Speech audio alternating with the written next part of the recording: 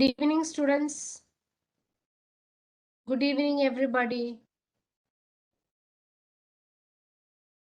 Good evening, Miss. Good evening, all.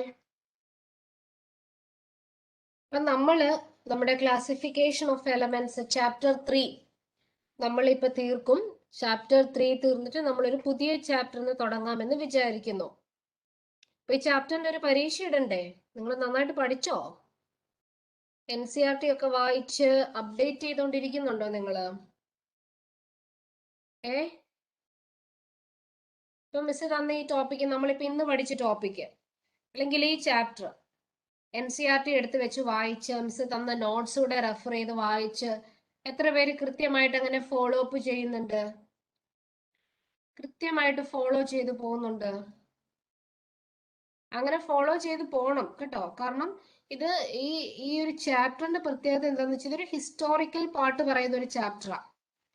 അതിനുശേഷം periodic ട്രെൻഡാ പറയുന്നത്.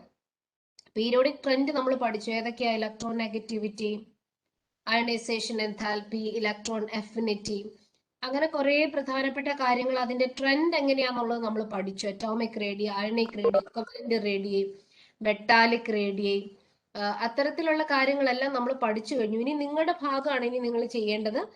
ഓരോന്ന് മനസ്സിലാക്കി ഓർമ്മയിൽ വെക്കുക എന്നുള്ളത് ഒരു വലിയ കാര്യമാണ്.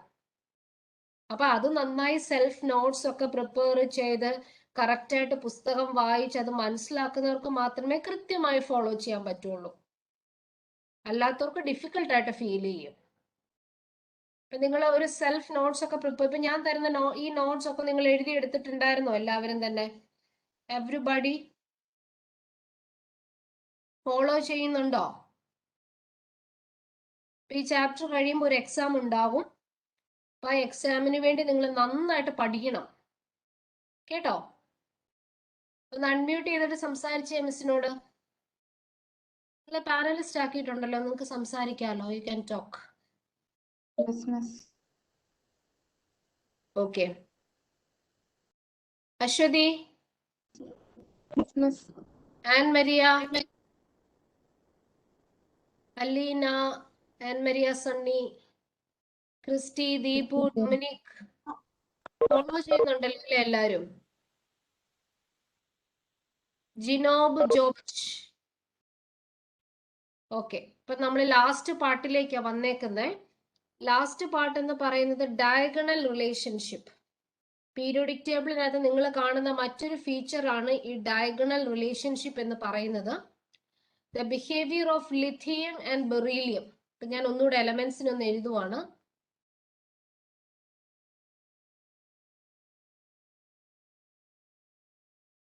Caesium, francium, beryllium, magnesium, calcium, strontium, barium, radium. ഇതാണ് നമ്മുടെ ഗ്രൂപ്പ് 1. ഇത് ഗ്രൂപ്പ് 2 ആണ്. The behavior of lithium and beryllium is more similar with the second element of the following group. ഏതാ? Magnesium and aluminium. Magnesium and aluminium.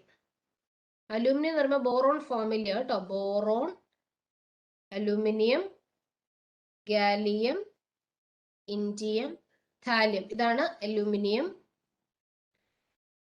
See the magnesium, then lithium. കണ്ടോ? ഇതാ പറഞ്ഞിരിക്കുന്നത്. This sort of similarity is commonly referred to as diagonal relationship in the periodic property. Diagonal relationship. Okay. ഞാനിത് വരച്ചപ്പം ഇത് ഞാൻ നോക്കട്ടെ, periodic table കാണിച്ചിട്ട് പറയാമോന്ന്. Periodic table പറയുമ്പോൾ correct ആയിട്ട് മനസ്സിലാവും. ഒരു ഡയഗണലി വരും ഇത് കേട്ടോ. സെക്കൻഡ് ഗ്രൂപ്പ്, അതായത് ലിഥിയവും ബെറീലിയവും. ലിഥിയവും ബെറീലിയവും more similar with lithium and beryllium എന്ന് പറഞ്ഞാൽ ഈ ഫസ്റ്റ് ഗ്രൂപ്പും സെക്കൻഡ് ഗ്രൂപ്പിൽ ആദ്യത്തെ elements with the second element of the following group എന്ന്. അത് ഏതൊക്കെയാണ്? മഗ്നീഷ്യവും, അടുത്ത ഗ്രൂപ്പ് ഏതാ? പി ബ്ലോക്കാ, അതിൽ അലൂമിനിയം. അപ്പൊ ഇവർ തമ്മിലുള്ള ഈ ഡയഗണൽ ഇച്ചിരൂടെ ഞാൻ എഴുതിയതിന്റെ നിങ്ങൾക്ക് വ്യത്യാസം മനസ്സിലാവും. അത് ഇതുപോലെ തന്നെ ഡയഗണലി ആ ബന്ധം നമുക്ക് മനസ്സിലാവും. അതിന് ഡയഗണൽ റിലേഷൻഷിപ്പ് എന്ന് പറയുന്നത്.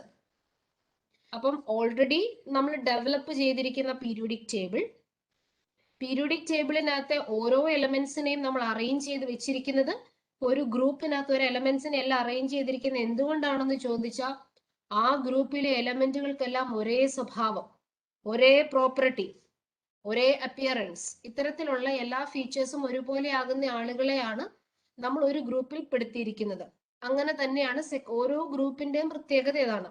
ഇനി ഇതിനകത്തെ ഈ പീരിയോഡിക് ടേബിളിനകത്തെ ചില കണ്ടെത്തലുകളാണ് നമ്മൾ ഈ എടുത്തു പറയുന്നത് ഡയഗണൽ റിലേഷൻഷിപ്പ് എന്ന് പറയുന്നത്. കഴിഞ്ഞ ദിവസം നമ്മൾ പറഞ്ഞില്ലേ അനോമലസ് ബിഹേവിയർ കാണിക്കുന്നു എന്ന്, ഓർക്കുന്നില്ലേ നിങ്ങള്? റിമെമ്പർ? ഒന്ന് റെസ്പോണ്ട് ചെയ്തേ, മിസ് പറയുന്ന ഒന്ന് റെസ്പോണ്ട് ചെയ്തേ എവ്രിബഡി. എന്ന് പറയുന്ന പോലെ തന്നെ നിങ്ങൾക്ക് സംസാരിക്കാൻ ബുദ്ധിമുട്ടാണെങ്കിൽ ചാറ്റ് ബോക്സിൽ റെസ്പോണ്ട് ചെയ്യാം കേട്ടോ. ചാറ്റ് ബോക്സിൽ നിങ്ങൾക്ക് എഴുതാം. കാരണം ഒരാൾ തന്നെ ഇങ്ങനെ സംസാരിച്ചുകൊണ്ടിരിക്കുമ്പോൾ നിങ്ങൾ ഫോളോ ചെയ്യുന്നുണ്ടോ, അറ്റൻറ്റീവ് ആണോ എന്നൊക്കെ എനിക്ക് കിട്ടണം. അതിന് വേണ്ടിയിട്ടാണ് റെസ്പോണ്ട് ചെയ്യാൻ പറഞ്ഞത്. പക്ഷെ നിങ്ങൾ ആരും മിണ്ടത്തില്ല. എന്താ സംസാരിക്കാതിരിക്കുന്നത്? വായി അൺമ്യൂട്ട് ചെയ്തിട്ട് സംസാരിക്കാലോ. അതോ നിങ്ങൾ ക്ലാസ്സിൽ ഓൺലൈൻ ക്ലാസ്സെല്ലാം ഓൺ ചെയ്ത് വെച്ചിട്ട് വേറെ എന്തെങ്കിലും വർക്കിലാണോ? സ്കൂളിലെ ഹോംവർക്സ് ഒക്കെ ചെയ്തുകൊണ്ടിരിക്കുവാണോ? Or are you listening in my class? ഈ ക്ലാസ്സിൽ തന്നെയാണോ ശ്രദ്ധിച്ചുകൊണ്ടിരിക്കുന്നത്? എനിക്ക് ഡൗട്ട് ഉണ്ട്, നിങ്ങൾ റെസ്പോണ്ട് ചെയ്യുന്നില്ല. ഓക്കെ, അപ്പൊ ഇത്തരത്തിലുള്ള സിമിലാരിറ്റീസ് കാണിക്കുന്ന ഒരു ഫീച്ചറായി പറഞ്ഞിരിക്കുന്ന ഡയഗണൽ റിലേഷൻഷിപ്പ് എന്ന് ഉള്ളത്. ഇനി മറ്റൊരു പ്രത്യേകതയാണ് മെറ്റാലിക് ക്യാരക്ടർ. ഓൾറെഡി നമ്മൾ മെറ്റാലിക് ക്യാരക്ടർ ഡിസ്കസ് ചെയ്തതാണ്. Across the period metallic character കുറയും. അതായത് ലെഫ്റ്റ് ടു റൈറ്റ് നമ്മൾ വരുമ്പോൾ ലെഫ്റ്റിൽ കിടക്കുന്ന എലമെന്റ്സിനാണ് മെറ്റാലിക് ക്യാരക്ടർ കൂടുതൽ, റൈറ്റിലേക്ക് വരുന്നൊരു ഇത് കുറയുന്നതായിട്ടാണ് നമ്മൾ കാണുന്നത്. ഇനി ഡൗൺ ദ ഗ്രൂപ്പ് നമ്മൾ നോക്കുവാണെങ്കിൽ മെറ്റാലിക് ക്യാരക്ടർ ഇൻക്രീസസ് ആണ്. അപ്പൊ ഈ പോയിന്റ് ഒന്ന് നിങ്ങൾ നോട്ട് ചെയ്ത് വെക്കാം കേട്ടോ. Metallic character across the period എന്ന് വെച്ചാൽ left to right metallic character decreases. Down the group ആണെങ്കിൽ മെറ്റാലിക് ക്യാരക്ടർ ഇൻക്രീസസ്.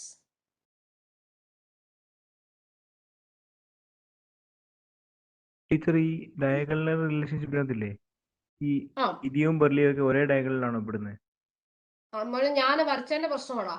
ഞാനിപ്പോ വരച്ചില്ല. നിന്റെ കൈ പുസ്തകം ഉണ്ടെങ്കിൽ ഞാൻ മെറ്റീരിയൽ ഒന്ന് എടുക്കാം. NCERT കയ്യിലുണ്ടെങ്കിൽ നിർത്തി നോക്കാം. പീരിയോഡിക് ടേബിൾ കയ്യിൽ ഇപ്പൊ പീരിയോഡിക് ടേബിൾ ഇല്ല.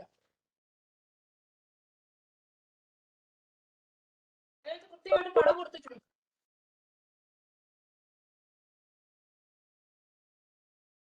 അപ്പൊ ലിഥിയം ബെർലിയം മഗ്നീഷ്യം ഉൾപ്പെടത്തില്ലേ? അപ്പൊ ഒരു ഡയഗണലായി മാറുമോ? ഡയഗണലി എലമെന്റ്സ് നടക്കുന്നത്. NCERT കയ്യിലുണ്ടെങ്കിൽ ഇമേജ് ഒന്ന് എടുത്ത് നോക്കിയാൽ അറിയാൻ പറ്റും.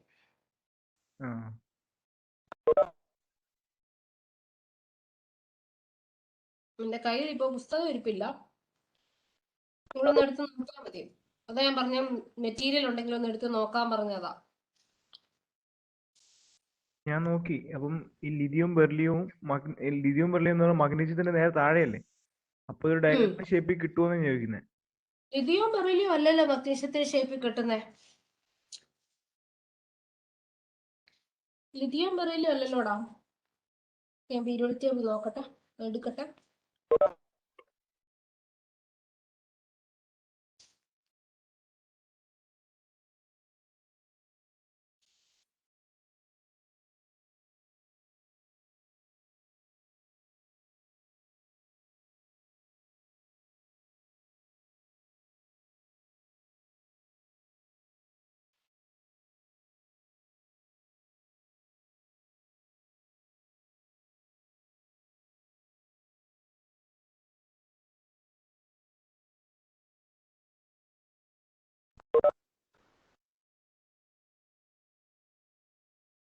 ഈ പോയിന്റ്സ് നിങ്ങൾ നോട്ട് ചെയ്തല്ലോ അല്ലെ? Metallic character. ഞാൻ ഒന്നുകൂടെ റിലേഷൻഷിപ്പിന്റെ ഒന്ന് എടുക്കാം. ലിഥിയത്തിന് ഡയഗണലി ഇല്ലേ കിടക്കുന്ന മഗ്നീഷ്യം?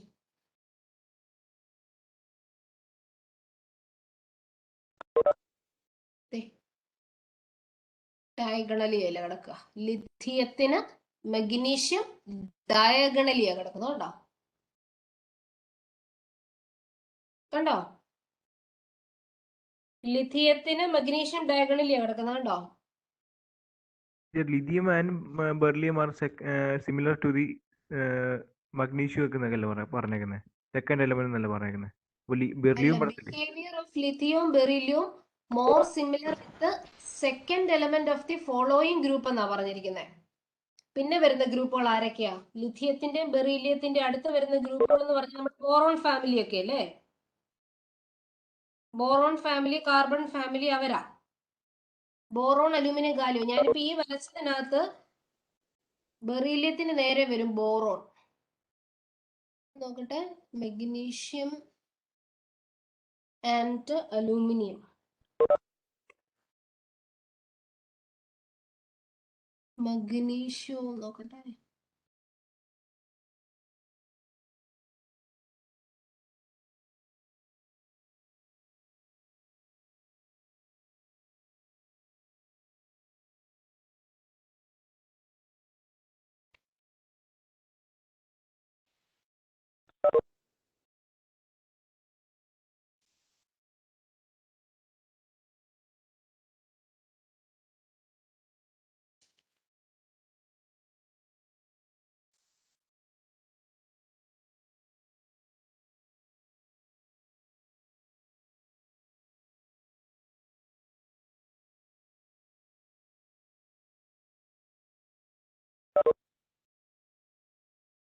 ഞാൻ താഴോട്ട് വരയ്ക്കാവേ.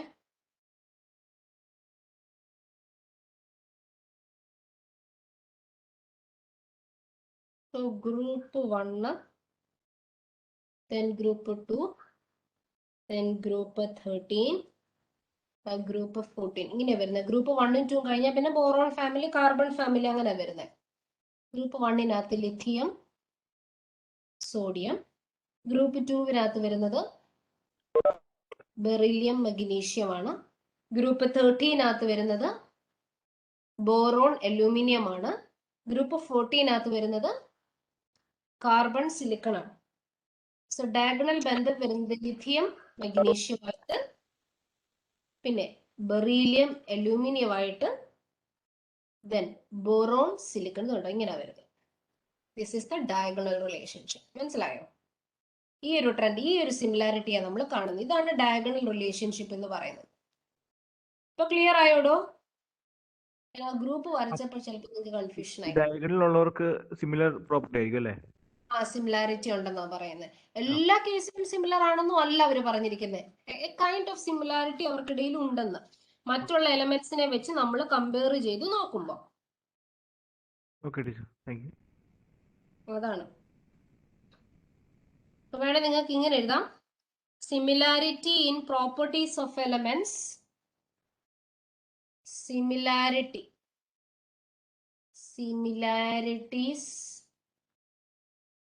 similarities in properties, similarities in properties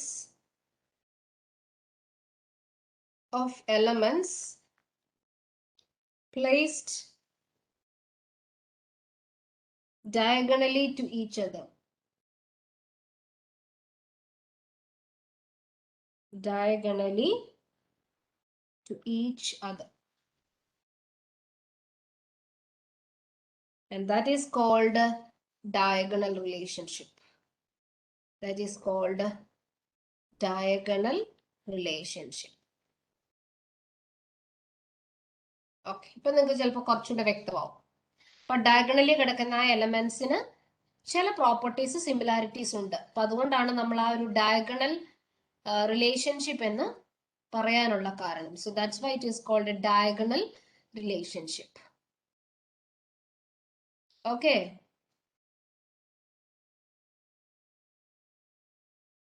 മനസ്സിലായോ എവരിബഡി? ക്ലിയർ ആണോ?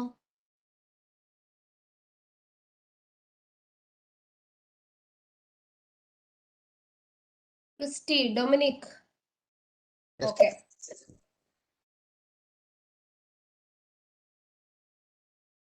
ഇനി നേച്ചർ ഓഫ് ഓക്സൈഡ്സ് ആണ്. In a period nature of oxides varies from basic to acidic. ഇത് കണ്ടോ, സോഡിയത്തിന്റെ ഓക്സൈഡ് ഒക്കെ സ്ട്രോങ്ലി ബേസിക്കാ. മാഗ്നീഷ്യത്തിന്റെ ഓക്സൈഡും ബേസിക്കാ. അലൂമിനിയത്തിന്റെ ഓക്സൈഡ് അംഫോട്ടറിക് ആണ്. പിന്നെ സിലിക്കൺ വരുമ്പോൾ വീക്കിലി അസിഡിക്, P2O5 വരുമ്പോൾ അസിഡിക് ആണ്, SO3 വരുമ്പോൾ സ്ട്രോങ്ലി അസിഡിക് ആണ്, Cl2O7 വരുമ്പോൾ അസിഡിക് ആണ് കേട്ടോ. അപ്പൊ ഒരു പീരീഡിൽ നമ്മൾ നേച്ചർ ഓഫ് ഓക്സൈഡ്സ് നോക്കുവാണെങ്കിൽ ലെഫ്റ്റ് സൈഡിലായിരിക്കും ബേസിസിറ്റി കൂടുതൽ, റൈറ്റ് സൈഡിലേക്ക് വരുമ്പോൾ അസിഡിറ്റിയാ കൂടുന്നത്. അതുപോലെ ഡൗൺ ദ ഗ്രൂപ്പ് നോക്കുവാണെങ്കിൽ ബേസിക് ക്യാരക്ടർ ആയിരിക്കും കൂടുക, ഇൻക്രീസസ്. എന്നാൽ left to right across the period പറയുമ്പോൾ ബേസിക് ക്യാരക്ടർ കുറയും. ഈ പോയിന്റ് ഒന്ന് എഴുതി എടുത്തോണേ.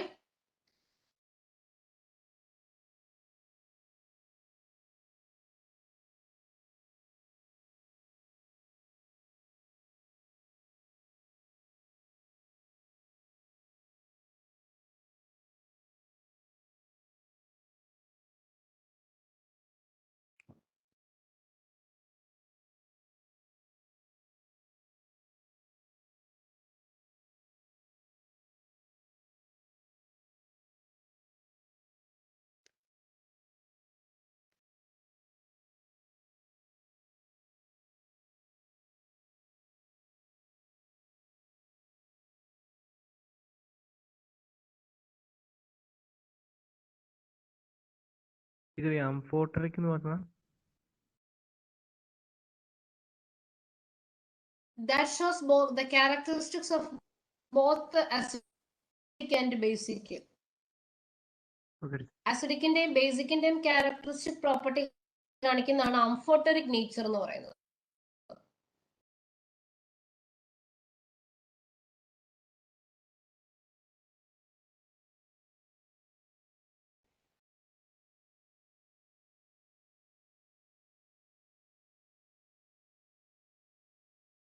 എഴുതണേ, എല്ലാവരും അത് എഴുതിയെടുത്തേ കുഞ്ഞുങ്ങളെ. ഈ പോയിന്റ് വളരെ പ്രധാനപ്പെട്ടതാണേ, ഒന്ന് എഴുതിയെടുത്തോണേ.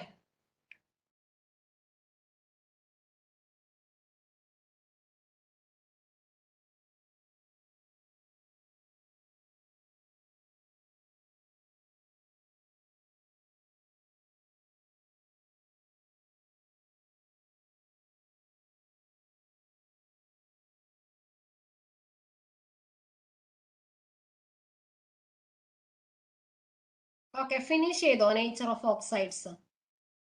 ഡീറ്റെയിൽഡ് ആയിട്ട് നിങ്ങൾ ഇത് പഠിക്കുന്ന എസ് ബ്ലോക്ക് എലമെന്റ്സും പി ബ്ലോക്ക് എലമെന്റ്സും കേട്ടോ. എസും പിയും ബ്ലോക്ക് പഠിക്കുമ്പോഴാണ് ഡീറ്റെയിൽഡ് ആയിട്ട് ഇത് പഠിക്കുന്നത്.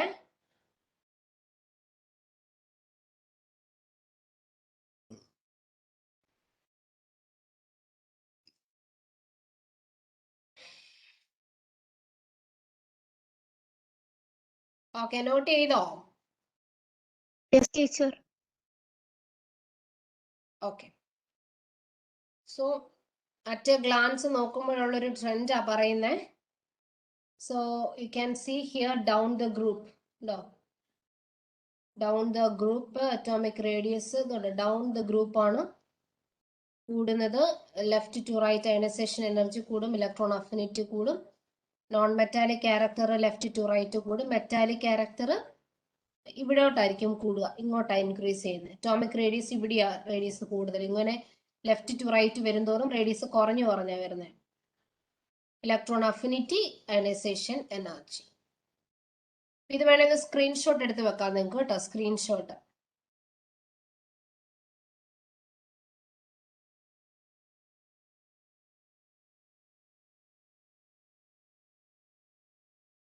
മെറ്റാലിക് ക്യാരക്ടർ കൂടുതലുള്ള എലമെന്റിന്റെ പേര് പഠിച്ചു നോക്കണം.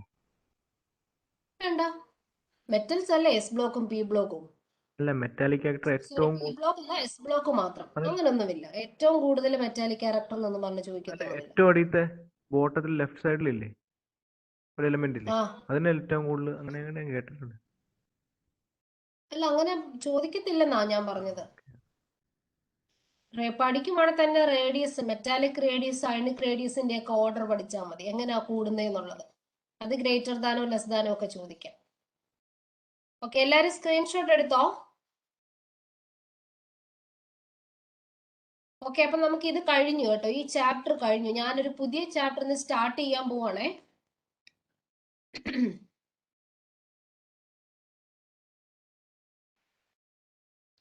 Just A minute.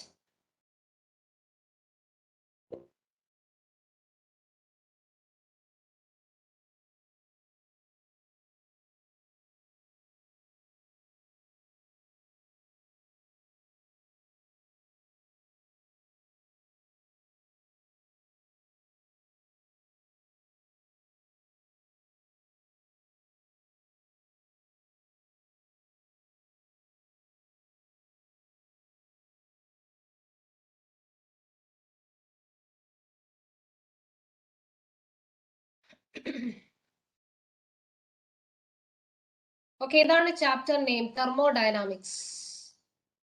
Thermodynamics.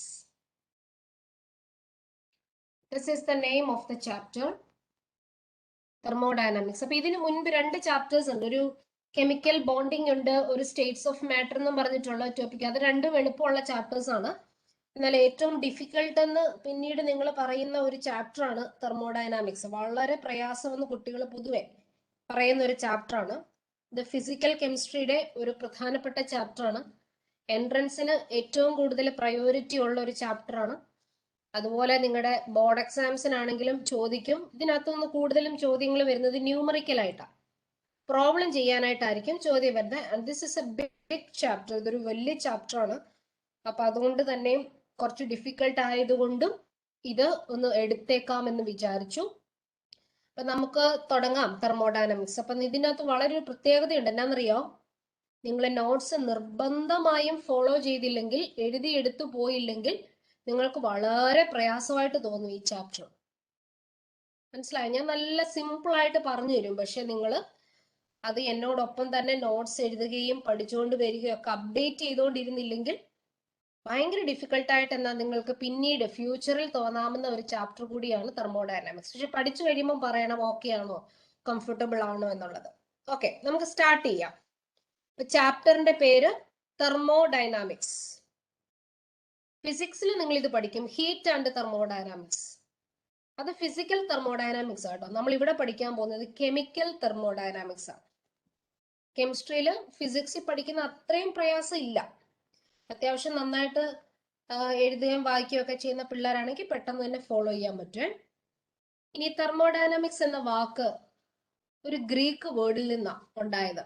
തെർമി and dynamics. ആ പദങ്ങൾ ഇതാണ്: തെർമി, ഡൈനാമിക്സ്. എന്താണ് തെർമി എന്ന് പറഞ്ഞാൽ ഹീറ്റ്, ഹീറ്റ് എന്നർത്ഥം. തെർമൽ നമുക്കറിയാം, ഹീറ്റ് എനർജി അല്ലേ. തെർമി എന്ന് പറഞ്ഞാൽ ഹീറ്റ്. ഡൈനാമിക്സ് എന്ന് പറഞ്ഞാലോ flow or motion. Heat flow, simple ആയിട്ട് പറയുകയാണെങ്കിൽ നമുക്ക് പറയാം ഹീറ്റ് ഫ്ലോ, അല്ലെ നമുക്ക് എന്ത് പറയാം, എനർജി ഫ്ലോ. എനർജി, ഹീറ്റ് എന്ന് പറയുമ്പോൾ ഒരു കൈൻഡ് ഓഫ് എനർജിനെ കുറിച്ചാണ് പറയുന്നത് അല്ലെ. ഹീറ്റ് എന്ന് പറഞ്ഞാൽ ഒരു കൈൻഡ് ഓഫ് എനർജിയാണ്.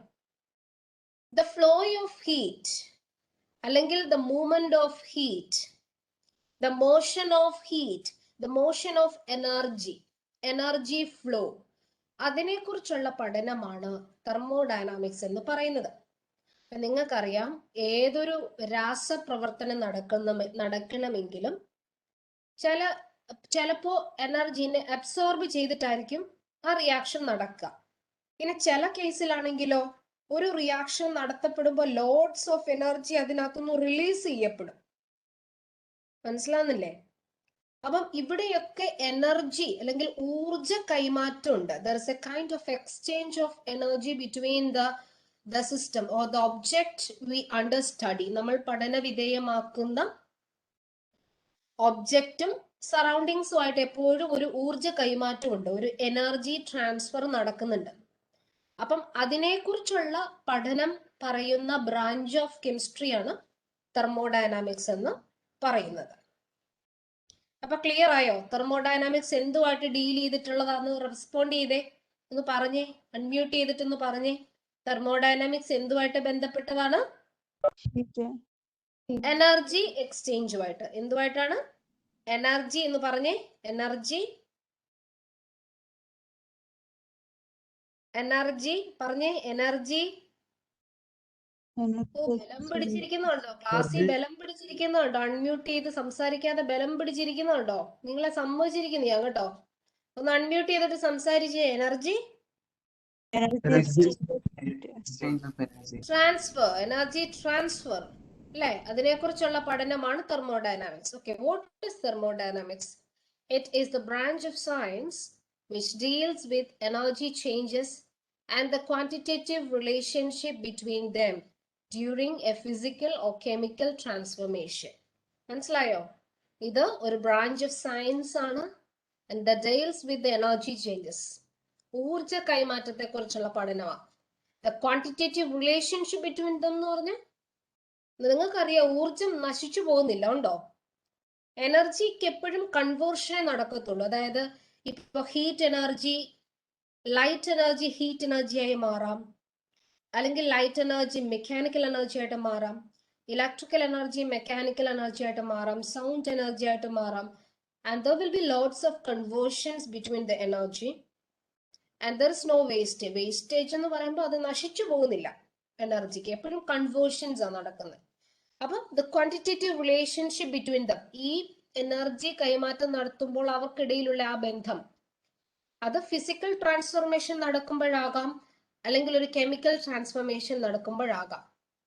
അപ്പൊ ഇത്തരത്തിലുള്ള ഒരു പഠനത്തിനെയാണ് നമ്മൾ തെർമോഡൈനാമിക്സ് എന്ന് പറയുന്നത്. ഓക്കെ അലീന, റോസ്മി, ഓക്കെ ആണോ?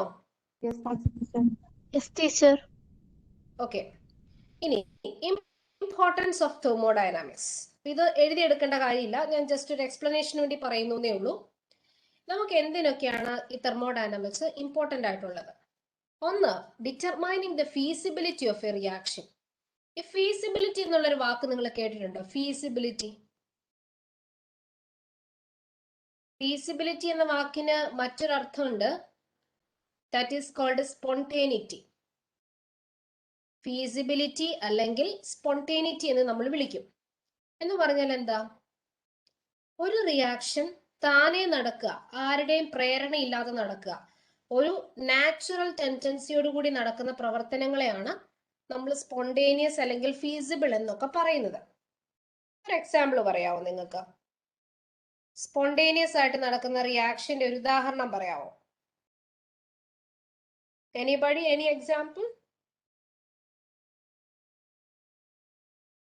ഏതെങ്കിലും ഒരു എക്സാമ്പിൾ പറയാമോ? നിങ്ങൾ നേച്ചറിലേക്ക് നോക്കുക, നേച്ചറിൽ നടക്കുന്നതല്ല. എന്തോ? തീപിടുത്തമൊക്കെ. ആ, തീപിടുത്തം. യെസ്. കാട്ടുതീ എന്നൊക്കെ പറയുന്നത് നാച്ചുറലി നടക്കുന്ന ഒരു പ്രോസസ് ആണ് അല്ലേ? പിന്നെ മഴ പെയ്യുന്നത്, ഫ്ലവറിങ് ഉണ്ടാകുന്നത്. ഇപ്പൊ ഫ്ലവേഴ്സ് ഉണ്ടാകാനായിട്ട് നമ്മൾ കൽപ്പിക്കണോ ഫ്ലവർ ഉണ്ടാകട്ടെ എന്ന് പറയേണ്ട കാര്യമുണ്ടോ? കാറ്റ് വീശുന്നു, മഴ പെയ്യുന്നു, ശരിയല്ലേ? And which all occur as naturally. ഒരു എക്സ്റ്റേണൽ ഏജൻസിയുടെ ഹെൽപ്പ് ഒന്നുമില്ല, താനെ അതങ്ങ് നടന്നോളും. ചെറിയ വലിയ ഇനിഷ്യേഷൻ കൊടുത്താൽ മതി. എന്ന് വെച്ചാൽ ചില പൂക്കളൊക്കെ ഇല്ലേ, സോളാർ റേഡിയേഷൻ വന്ന് പതിച്ചാലേ അത് എന്ത് ചെയ്യത്തുള്ളൂ, ആ ഫ്ലവറിങ് നടക്കത്തുള്ളൂ. നിങ്ങൾ കേട്ടിട്ടില്ലേ 10 മണിച്ചെടി 4 മണിച്ചെടി എന്നൊക്കെ? നിങ്ങളുടെ വീടുകളിലുണ്ടോ? അറിയാവോ എന്താ ഈ 10 മണിച്ചെടി എന്നൊക്കെ പറഞ്ഞ? നിങ്ങൾ ബയോളജിയിൽ അതിനെക്കുറിച്ച് കൂടുതൽ പഠിക്കുന്നതാ തോന്നുന്നല്ലേ, ബയോളജിയിലൊക്കെ. അവർ ആ ടൈമിലെ ഫ്ലവറിങ് നടക്കത്തുള്ളൂ. അപ്പൊ നേച്ചർ തന്നെ അവർക്ക് ഒരു ബയോളജിക്കൽ ക്ലോക്ക് കൊടുത്തിട്ടുണ്ട്, അതിനനുസരിച്ച് അവർ പ്രവർത്തിക്കുന്നത്. അപ്പൊ എന്ന് പറഞ്ഞാൽ നേച്ചറിൽ നടക്കുന്ന എല്ലാ പ്രവർത്തനത്തെയും നമുക്ക് സ്പോണ്ടേനിയസ് ആണെന്ന് പറയാം. ഇനി ഒരു നോൺ സ്പോണ്ടേനിയസ് പറഞ്ഞേ, സ്പോണ്ടേനിയസ് അല്ലാത്ത ഒരു പ്രവർത്തനത്തെ കുറിച്ച് പറഞ്ഞേ. നമ്മുടെ ഒരു ഫോഴ്സ് കൊടുത്തൊരു കാറ് മൂവ് അത് ചെയ്യുന്നു. തന്നെ, ഒരു ഫോഴ്സ് കൊടുത്ത് നമ്മൾ കാർ ഡ്രൈവ് ചെയ്യണമെങ്കിൽ നമ്മൾ കൊടുക്കണം അല്ലേ? അല്ലെങ്കിൽ അല്ലാതെ അത് താനേ അത് വർക്ക് ചെയ്യില്ല. അതുപോലെ തന്നെ ഇപ്പൊ നമ്മള് കിണർ, നിങ്ങളുടെയൊക്കെ വീടുകളിൽ കിണറുണ്ടോ? കിണർ എന്ന് പറഞ്ഞാൽ എന്നാന്നറിയാവോ? ഇപ്പോഴത്തെ പിള്ളേർക്ക് അറിയത്തില്ലായിരിക്കും കിണർ എന്നാന്നല്ലേ, അറിയാവോ? കിണറുണ്ടോ വീട്ടിൽ? സന്തോഷം. ആ, അപ്പം കിണറ്റിൽ മോട്ടോർ പിടിപ്പിക്കാറുണ്ട്. എന്തിനാ?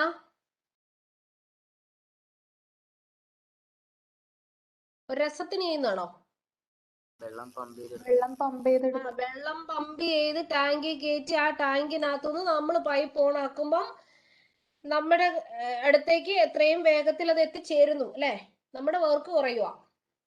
ഈ മോട്ടർ അവിടെ പിടിപ്പിക്കുന്ന ഒരു എക്സ്റ്റേണൽ ഏജൻസി അല്ലേ? ഈ എക്സ്റ്റേണൽ ഏജൻസി കൊടുത്തിട്ടല്ലേ വെള്ളം അടിച്ച് വാട്ടർ ടാങ്കിനകത്ത് കയറ്റുന്നേ? അതൊരു നോൺ സ്പോണ്ടേനിയസ് ആയിട്ടുള്ള പ്രവർത്തനമല്ലേ? ഒരു എക്സ്റ്റേണൽ ഏജൻസിയുടെ സഹായത്തോടു കൂടിയല്ലേ നടക്കുക? റൈറ്റ്? മനസ്സിലായോ ക്രിസ്റ്റി, സജി? മനസ്സിലായോ മിസ് പറഞ്ഞത്? ഇപ്പൊ പിടി കിട്ടിയോ എന്താണ് സ്പോണ്ടേനിറ്റി, എന്താണ് നോൺ സ്പോണ്ടേനിയസ് എന്നുള്ളത്? മനസ്സിലായോ? Everybody clear? നിങ്ങൾക്ക് മനസ്സിലായോ? Yes, teacher. The feasibility of a particular process. അപ്പോൾ ഒരു പ്രോസസ് താനെ നടത്തപ്പെടാനുള്ള ആ ഫീസിബിലിറ്റിയെ കുറിച്ച് നമുക്ക് ഡിറ്റർമൈൻ ചെയ്യാൻ പറ്റും തെർമോഡൈനാമിക് സ്റ്റഡി. മറ്റൊന്ന്, determining the extent to which a reaction would proceed before attainment of equilibrium. അതായത് ഒരു റിയാക്ഷൻ എത്രത്തോളം നടത്തപ്പെടാം എന്നുള്ളതും നമുക്ക് തെർമോഡൈനാമിക് സ്റ്റഡിയിൽ നിന്നും ഡിറ്റർമൈൻ ചെയ്യാൻ പറ്റും. പിന്നെ താഴോട്ട് കുറെ ലോസ്, ഇതൊക്കെ പറഞ്ഞാൽ മനസ്സിലാകത്തില്ല നിങ്ങൾക്ക്, കാരണം അടുത്ത വർഷമേ നിങ്ങൾ ഇതൊക്കെ പഠിക്കത്തുള്ളൂ. ഈ ഫിസിക്കൽ കെമിസ്ട്രിയുടെ കുറെ പ്രധാനപ്പെട്ട laws, laws of thermochemistry, expression for elevation in boiling point, depression in freezing point, കുറച്ച് ലോസും തിയറീസും ആണെന്ന് മനസ്സിലാക്കുക. ഇതെല്ലാം നമ്മുടെ തെർമോഡൈനാമിക്സിന്റെ ലോസിനകത്തുനിന്ന് നമ്മൾ ഡെഡ്യൂസ് ചെയ്തെടുക്കുന്ന. തെർമോഡൈനാമിക്സിന് ഫസ്റ്റ് ലോ ഉണ്ട്, സെക്കൻഡ് ലോ ഉണ്ട്, തേർഡ് ലോ ഉണ്ട്, 0th ലോ ഉണ്ട്. നമ്മളിവിടെ ഫസ്റ്റ് ലോയും സെക്കൻഡ് ലോയും മാത്രമേ പഠിക്കുന്നുള്ളൂ, നമ്മൾക്ക് NCERT പറഞ്ഞിട്ടുള്ളൂ. അപ്പൊ ആ ലോസിനകത്തുനിന്ന് ഡിറൈവ് ചെയ്യുന്നതായി ഇപ്പൊ ഈ പറഞ്ഞിരിക്കുന്ന ലോസ് അല്ല. അങ്ങനെ വളരെ റെലവെന്റ് ആയിട്ടുള്ള ഒരു ടോപ്പിക്കാണ് തെർമോഡൈനാമിക്സ്. ഓക്കെ, ഇനി ലിമിറ്റേഷൻസ് ഓഫ് തെർമോഡൈനാമിക്സ്. ലിമിറ്റേഷൻസ് എന്ന് പറയുമ്പോൾ നമുക്കിപ്പോ തെർമോഡൈനാമിക്സ് സ്റ്റഡി നമുക്ക് അപ്ലൈ ചെയ്യാൻ പറ്റുന്നത് മാറ്റർ ഇൻ ബൾക്ക്. എന്നുവെച്ചാൽ ഒരു ആറ്റത്തിന് എടുത്തിട്ട് ഒരു മോളിക്യൂളിനെ എടുത്തിട്ടൊന്നും തെർമോഡൈനാമിക് സ്റ്റഡി നടത്താൻ പറ്റത്തില്ല. ഗ്രൂപ്പ് ഓഫ് മോളിക്യൂൾസിന്റെ അല്ല ഗ്രൂപ്പ് ഓഫ് ആറ്റംസിന്റെ നമുക്ക് ചെയ്യാൻ പറ്റുള്ളൂ. അതാണ് ഒരു ലിമിറ്റേഷൻ. മറ്റൊരു കാര്യം, it does not tell about rate of a reaction. ഒരു റിയാക്ഷന്റെ റേറ്റിനെ കുറിച്ചുള്ള ഒരു ഇൻഫർമേഷൻ നമുക്ക് ഇവിടെ കിട്ടത്തില്ല. എന്നാ ഈ റേറ്റ് സ്റ്റഡി എന്ന് പറഞ്ഞാൽ? What do you mean by rate study? എന്നതാ റേറ്റ് സ്റ്റഡി എന്ന് പറഞ്ഞാൽ?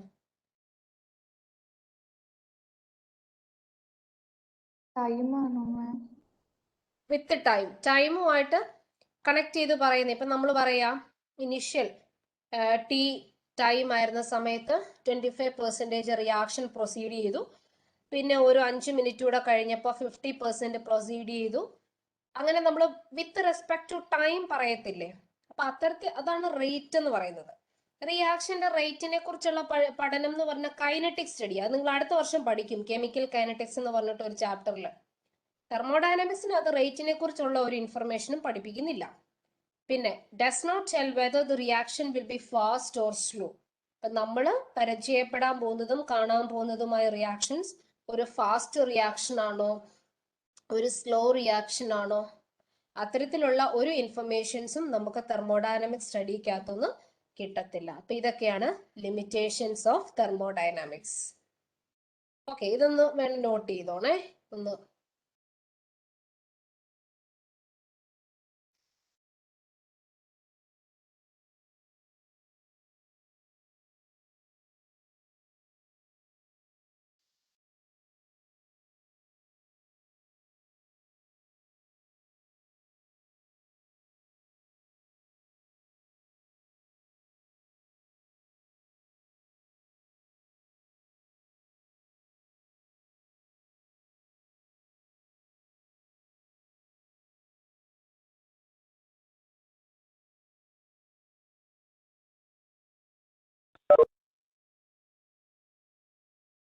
കഴിഞ്ഞോ?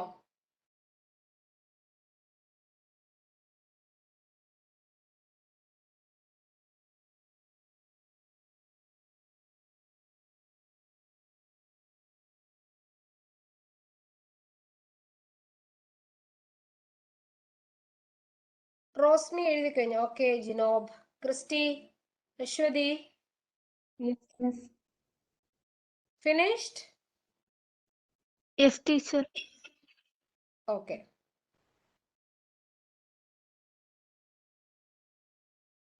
ഇനി ഓരോ ടെർമിനോളജി നമ്മൾ പഠിക്കാൻ പോവാം കേട്ടോ. തെർമോഡൈനാമിക്സിനകത്ത് ഓരോ ടെർമിനോളജിയും പഠിക്കാൻ പോവാണ്. അപ്പൊ നിങ്ങൾക്ക് ഈ സ്ക്രീനകത്ത് കാണാം ഒരു ഫ്ലാസ്ക് കൈ കാണിച്ച ഒരു ടംബ്ലർ, ഒരു ബീക്കർ എന്ന് വിചാരിക്കാം. ഈ ബീക്കറിനകത്ത് കുറച്ച് ഹോട്ട് വാട്ടർ എടുത്തിട്ടുണ്ട്. ഹോട്ട് വാട്ടർ എടുത്തിട്ടുണ്ട്. ഒരു ബീക്കറിനകത്ത് ഹോട്ട് വാട്ടർ എടുത്തിരിക്കുന്നു. അപ്പൊ നോക്കിക്കേ, ഞാൻ എന്തിനെയാണോ പഠന വിധേയമാക്കുന്നത്, അതായത് തെർമോഡൈനമിക് സ്റ്റഡി ചെയ്യാൻ ഞാൻ എടുത്തിരിക്കുന്ന എന്താണോ അതിനെയാണ് സിസ്റ്റം എന്ന് പറയുന്നത്.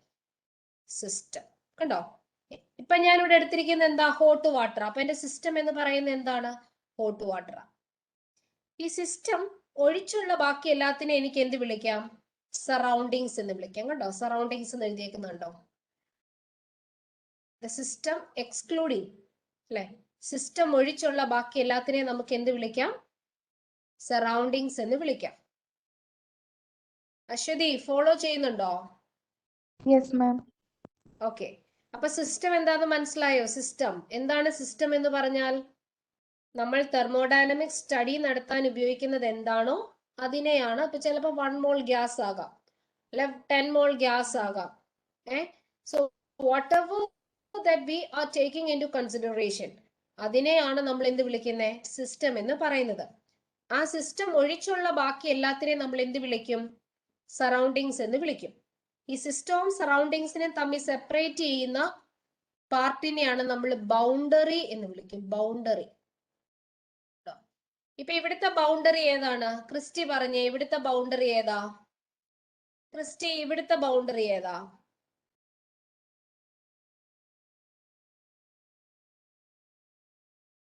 ആ ഗ്ലാസിന്റെ side. Yes, walls of the tumbler. Very good. Walls of the tumbler. മനസ്സിലായോ അല്ലെ? walls of the beaker. ഈ ബീക്കറിന്റെ walls ആണ് ഇവിടുത്തെ ബൗണ്ടറി എന്ന് പറയുന്നത്. വളരെ പ്രധാനപ്പെട്ട 3 ടേം ആണ് ഇപ്പൊ നിങ്ങൾ പഠിച്ചത്. ഒന്ന്, system. What do you mean by a system? The specified part of the universe chosen for thermodynamic study. കണ്ടോ, തെർമോഡൈനാമിക് സ്റ്റഡി നടത്താൻ ഈ യൂണിവേഴ്സിൽ നമ്മൾ ചൂസ് ചെയ്യുന്ന എന്താണോ അതിനെയാണ് സിസ്റ്റം എന്ന് പറയുന്നത്. Second, surroundings. The remaining portion of the universe excluding system. System ഒഴിച്ചുള്ള ബാക്കി എല്ലാത്തിനെയും നമ്മൾ സറൗണ്ടിങ്സ് എന്ന് വിളിക്കുന്നു. മൂന്നാമത്തത് ബൗണ്ടറി. എന്താണ് boundary? The imaginary line or a real line which separate system from the surroundings. സിസ്റ്റത്തിനെയും സറൗണ്ടിങ്സിനെയും തമ്മിൽ സെപ്പറേറ്റ് ചെയ്യുന്ന പോർഷനെയാണ് ബൗണ്ടറി എന്ന് പറയുന്നത്. അത് ഇമാജിനറി ലൈൻ ആകാം, റിയൽ ആകാം. നമ്മൾ ഇപ്പൊ കണ്ടതിനകത്ത് റിയലാ അല്ലെ? അത് റിജിഡ് ആകാം, നോൺ റിജിഡ് ആകാം. അത് റിയൽ ആകാം, ഇമാജിനറി ആകാം, കണ്ടക്ടിങ് ആകാം, നോൺ കണ്ടക്ടിങ് ആകാം. മനസ്സിലായോ? സറൗണ്ടിങ് ബീക്കർ ആണോ? സിസ്റ്റം ഏതാ ഇവിടുത്തെ? ഇവിടുത്തെ ഹോട്ട് വാട്ടർ. അപ്പൊ അത് ഒഴിച്ചുള്ളതെന്ന് പറയുമ്പോൾ ബാക്കിയെല്ലാം, ബാക്കി ഇപ്പം നമ്മള് സിസ്റ്റം അല്ലാതെ അവിടെ കാണുന്ന ബാക്കിയെല്ലാം സറൗണ്ടിങ്സ് ബീക്കർ ആവാം. ആകാം. അവിടുത്തെ എയർ പറ്റുമോ? എയർ ഉണ്ട്. ആ ഓക്കെ. പുറത്തുള്ളതെല്ലാം സിസ്റ്റം ഒഴിച്ചെന്ന് പറയുമ്പോൾ പിന്നെ അവിടെ ഉള്ളതെല്ലാം അല്ലേ ഇതിന്റെ അർത്ഥം. ബാക്കിയെല്ലാം ആ ഓക്കെ. ഇനി സിസ്റ്റത്തെ സറൗണ്ടിങ്സിനെ തമ്മിൽ സെപ്പറേറ്റ് ചെയ്യുന്നു പറയുമ്പോൾ അവിടെ ഏതാ? ഇപ്പൊ എടുത്തതിന്റെ കേസിനകത്ത് ഏതാ?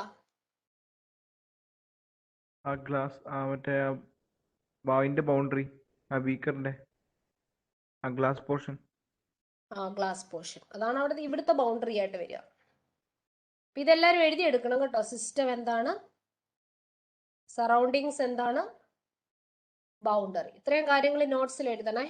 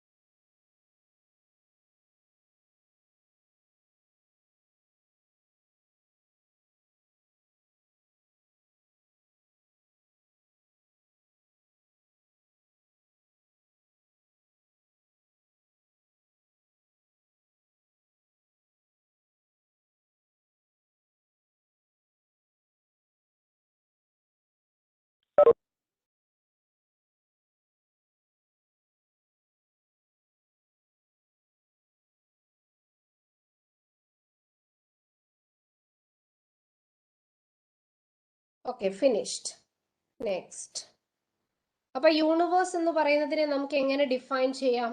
It will be the sum of system and surroundings. System plus surroundings together constitute universe. മനസ്സിലായോ? System plus surroundings together constitute universe. അപ്പൊ ഈ സിസ്റ്റം എന്തെന്ന് പറഞ്ഞാൽ സിസ്റ്റമാണ് നമ്മൾ തെർമോഡൈനാമിക് സ്റ്റഡിക്ക് വേണ്ടി എടുക്കുന്നത്. ആ സിസ്റ്റം ഒഴിച്ചുള്ള ബാക്കി എല്ലാത്തിനെയാണ് സറൗണ്ടിങ്സ് എന്ന് പറയുന്നത്. അപ്പൊ യൂണിവേഴ്സ് എന്ന് നമ്മൾ കൺസിഡർ ചെയ്യുമ്പോൾ സിസ്റ്റവും വരും സറൗണ്ടിങ്സും വരും. Both system and surroundings. അപ്പൊ ഇതൊന്ന് നോട്ട് ചെയ്തേക്കണം കേട്ടോ. Universe equal to system plus surroundings. Universe equal to system plus surroundings.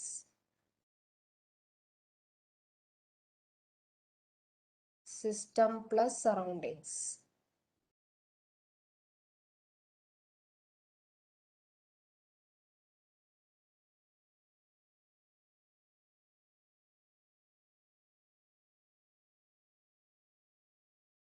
ഇനി ടൈപ്സ് ഓഫ് സിസ്റ്റം. ഓരോ ടൈപ്സ് ഓഫ് സിസ്റ്റം നമ്മൾ പഠിക്കുകയാണ്. ആദ്യം നമ്മൾ പഠിക്കാൻ പോകുന്നതാണ് ഓപ്പൺ സിസ്റ്റം. ഓപ്പൺ സിസ്റ്റം എന്ന് പറഞ്ഞാൽ നിങ്ങൾ ഒരു തുറന്ന ബീക്കർ മനസ്സിൽ വിചാരിക്കുക. ഈ ബീക്കറിനകത്ത് നിങ്ങൾ ഹോട്ട് വാട്ടർ തന്നെ എടുത്തിരിക്കുന്നതെന്ന് വിചാരിക്കുക. അപ്പൊ ഈ ഹോട്ട് വാട്ടർ നമ്മൾ ഈ തുറന്ന ബീക്കറിൽ എടുത്തു വെച്ചാൽ കുറച്ച് കഴിയുമ്പോൾ എന്നാ സംഭവിക്കും? അവിടെയുള്ള വാട്ടർ ഇവാപറേറ്റ് ചെയ്തു. ഇവാപറേറ്റ് ചെയ്ത് പോകുന്നതിന് മുൻപായിട്ട് എന്ത് സംഭവിക്കും?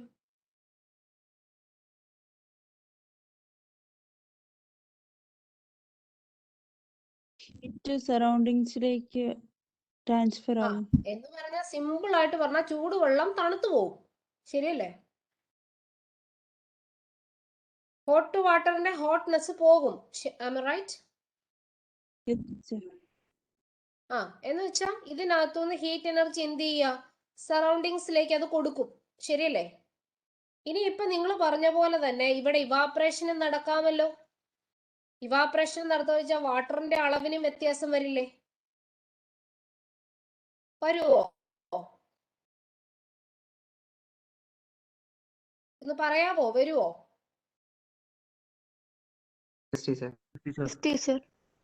അപ്പം ഓപ്പൺ സിസ്റ്റം എന്ന് പറഞ്ഞാൽ അതാണ്. There is exchange of matter and energy with the surroundings.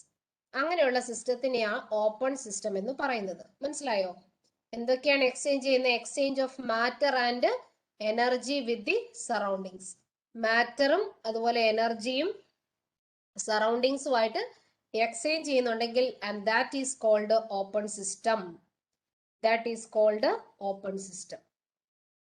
മനസ്സിലായോ ഓപ്പൺ സിസ്റ്റം എന്താന്നുള്ളത്? Exchange of matter and energy. മാറ്ററും അതുപോലെ തന്നെ എനർജിയും നമുക്ക് സറൗണ്ടിങ്സുമായിട്ട് എക്സ്ചേഞ്ച് ചെയ്യാൻ പറ്റുന്ന എല്ലാ സിസ്റ്റത്തിനെയും നമുക്ക് ഓപ്പൺ സിസ്റ്റം എന്ന് വിളിക്കാം. അപ്പൊ നേച്ചറിലേക്ക് നിങ്ങൾ നോക്കിയാൽ നേച്ചർ തന്നെ ഒരു ഓപ്പൺ സിസ്റ്റം ആണ്, അല്ലേ? പ്ലാന്റ്സ് ഒരു ഓപ്പൺ സിസ്റ്റം ആണ്, റൈറ്റ്? ശരിയല്ലേ? മിണ്ടത്തില്ല ക്ലാസ് എടുക്കുമ്പോൾ. പിള്ളേരിങ്ങനെ മിണ്ടാതിരിക്കും. അതെന്താന്ന് എനിക്ക് മനസ്സിലാകുന്നില്ല. ഇനി ഉറക്കം തൂങ്ങുവാണോ സ്വപ്നം കാണുവാണോ നമുക്കറിയില്ലല്ലോ. സ്വപ്നം കാണുവാണോ ഡൊമിനിക്കെ? അതാണോ മറുപടി പറയാൻ ടൈം കിട്ടാത്ത? ആണോ എന്ന് ചോദിക്കുമ്പോൾ മിണ്ടാതിരിക്കും. എല്ലാരും പാനലിസ്റ്റ് ആക്കി ഇട്ടേക്കുവാ. നിങ്ങൾ കൺമ്യൂട്ട് ചെയ്തിട്ട് സംസാരിക്കാം ഫ്രീ ആയിട്ട്. പക്ഷെ സംസാരിക്കത്തില്ല, ബലം പിടിച്ചിരിക്കുക. അതിന്റെ അർത്ഥം നിങ്ങളെല്ലാം ഇരുന്ന് ഉറങ്ങുവാന്ന അർത്ഥം. ഞാൻ അങ്ങനെ മനസ്സിലാക്കുന്നത്. ആണോ അലീന? ഉറക്കമാണോ? ഇല്ല. കേൾക്കുന്നുണ്ടോ? അങ്ങനെയാണ് അലീന എന്ന് പറഞ്ഞ എന്നാ ഓപ്പൺ സിസ്റ്റം?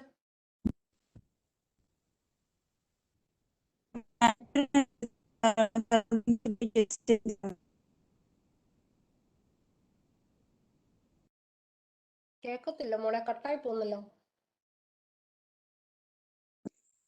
മാറ്ററും എനർജിയും സറൗണ്ടിങ്സിലേക്ക് കട്ടാവുന്നത്. സറൗണ്ടിങ്സിലേക്ക് കട്ടാവുന്നോ? സറൗണ്ടിങ്സിലേക്ക് എക്സ്ചേഞ്ച് ആവുന്നത്. അതാണ് ഓപ്പൺ സിസ്റ്റം. ടെറി എന്ന് പറഞ്ഞ Terry Jin. Yes teacher. Open system. അത് അതിന്റെ സറൗണ്ടിങ്സ് അനുസരിച്ച് മാറ്ററും എനർജിയും എക്സ്ചേഞ്ച് ആവുന്നതിന്റെ ഓപ്പൺ സിസ്റ്റം. സറൗണ്ടിങ്സ് അനുസരിച്ചൊന്നും പറയണ്ട, ഏത് സറൗണ്ടിങ്സ് ആയാലും എക്സ്ചേഞ്ച് ചെയ്യും. Okay teacher. Exchange of matter and energy with the surroundings, അതാണ് ഓപ്പൺ സിസ്റ്റം. ഓക്കെ, എല്ലാവരും എഴുതിയെടുത്തല്ലോ അല്ലെ? ഈ പടമൊക്കെ ഒന്ന് വരച്ചു വെച്ചേക്ക്, നിങ്ങൾക്ക് കുറച്ചുകൂടി വ്യക്തത കിട്ടും. നോട്ട്സ് നിർബന്ധമായും എഴുതണം കേട്ടോ. ടീച്ചർ സബ്സ്റ്റൻസിനെ ബേസ് ചെയ്തിരിക്കൂ ഈ ഓപ്പൺ എക്സ്ചേഞ്ചിങ്? ഇല്ല, അല്ല ഇപ്പം ഓപ്പൺ ടൈപ്പ് ഓപ്പൺ സിസ്റ്റം തിരിക്കുകയല്ല. അല്ല അപ്പൊ നമ്മളൊരു കോൾഡ് വാട്ടർ എടുത്താലോ? കോൾഡ് വാട്ടർ എടുത്ത് എന്നാ സംഭവിക്കും? എനർജി ട്രാൻസ്മിറ്റ് ചെയ്യൂ. കോൾഡ് വാട്ടറിനകത്ത് എനർജി ട്രാൻസ്മിറ്റ് ചെയ്യണമെങ്കിൽ അത് വലിയൊരു ഹീറ്റ് റിസർവയറിനകത്ത് കൊണ്ട് വെച്ചാലല്ലേ എനർജി ട്രാൻസാക്ഷൻ അവിടെ നടക്കത്തുള്ളൂ. അതെ. പക്ഷെ മാറ്ററിന് നടക്കുകയല്ലേ? എവിടെ ടീച്ചർ? ഇവാപറേഷൻ നടക്കുകയല്ലേ? ഇവാപറേഷൻ ഹോട്ടലിൽ വെച്ച് നടക്കും. ഹോട്ടലിൽ വെച്ചില്ലെങ്കിൽ നടക്കുകയല്ലേ? ഇല്ലെന്ന് എനിക്ക് തോന്നുന്നു. നടക്കുമല്ലോ. ഒരു ദിവസം ഇന്ന് ഒരു ഗ്ലാസ് വെള്ളം എടുത്ത് റൂമിൽ ഒന്ന് വെച്ച് നോക്ക്, 2 ദിവസം കഴിഞ്ഞ് അതിന്റെ അളവൊന്ന് നോക്ക്, ഇവാപറേഷൻ നടക്കുന്നുണ്ടോ എന്ന് അറിയാം. ഹീറ്റ് ഉള്ളതുകൊണ്ട് സൺലൈറ്റ് കാരണമാണോ? നാച്ചുറലി റൂം ടെമ്പറേച്ചർ കൂടുതല, അത് ഓട്ടോമാറ്റിക്കലി ഇവാപറേഷൻ നടക്കും അവിടെ. വ്യത്യാസം വരും. കുറെ ഏറെ സമയം വെക്കാമെങ്കിൽ നല്ല വ്യത്യാസം നിങ്ങൾക്ക് കാണാൻ പറ്റും, ഒബ്സർവ് ചെയ്യാൻ പറ്റും. അപ്പൊ പൊതുവെ തെർമോഡൈനാമിക്സിനകത്ത് ഓപ്പൺ സിസ്റ്റം എന്ന് പറഞ്ഞാൽ മാറ്ററും എനർജിയും സറൗണ്ടിങ്സുമായിട്ട് എക്സ്ചേഞ്ച് ചെയ്യാൻ പറ്റുന്നതിനെയാണ് ഓപ്പൺ സിസ്റ്റം എന്ന് പറയുന്നത്. ഇനി ക്ലോസ്ഡ് സിസ്റ്റം എന്ന് പറഞ്ഞാൽ ഇപ്പൊ ഇപ്പോഴത്തെ മെറ്റാലിക് ഫ്ലാസ്ക് ഇല്ലേ, നിങ്ങളൊക്കെ വാട്ടർ ബോട്ടിലായിട്ട് ഉപയോഗിക്കുന്ന മെറ്റാലിക് ഫ്ലാസ്ക്, അത് ഇമാജിൻ ചെയ്താൽ മതി. അപ്പൊ അതിനകത്താണ് നമ്മൾ ഹോട്ട് വാട്ടർ എടുത്തേന്നിരിക്കട്ടെ. ഹോട്ട് വാട്ടർ നമ്മൾ ഒരു മെറ്റാലിക് ഫ്ലാസ്കിനകത്ത് എടുത്ത് വെച്ചെന്നിരിക്കട്ടെ. എന്നിട്ട് അതിൽ എന്നായിരിക്കും സംഭവിക്കുക? മെറ്റാലിക് വെസലാ. മെറ്റാലിക് വെസലാകുമ്പോ അതിന്റെ ഈ വോളിന്റെ പ്രത്യേകത എന്താ? മെറ്റലാ. അതിന്റെ വോൾ എന്തായിരിക്കും?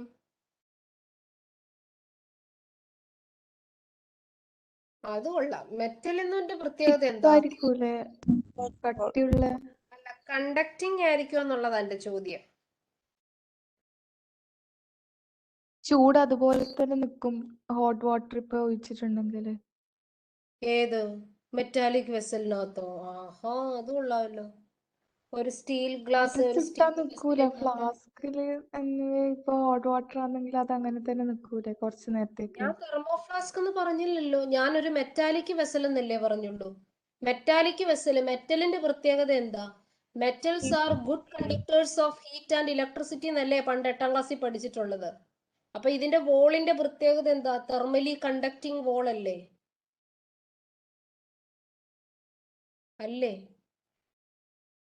അതല്ലേ മെറ്റല്?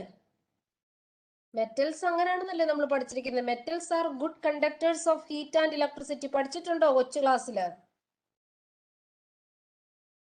ഇല്ലേ? അത് പഠിപ്പിച്ച ദിവസം നിങ്ങൾ ആരും പോയിട്ടില്ലായിരുന്നോ?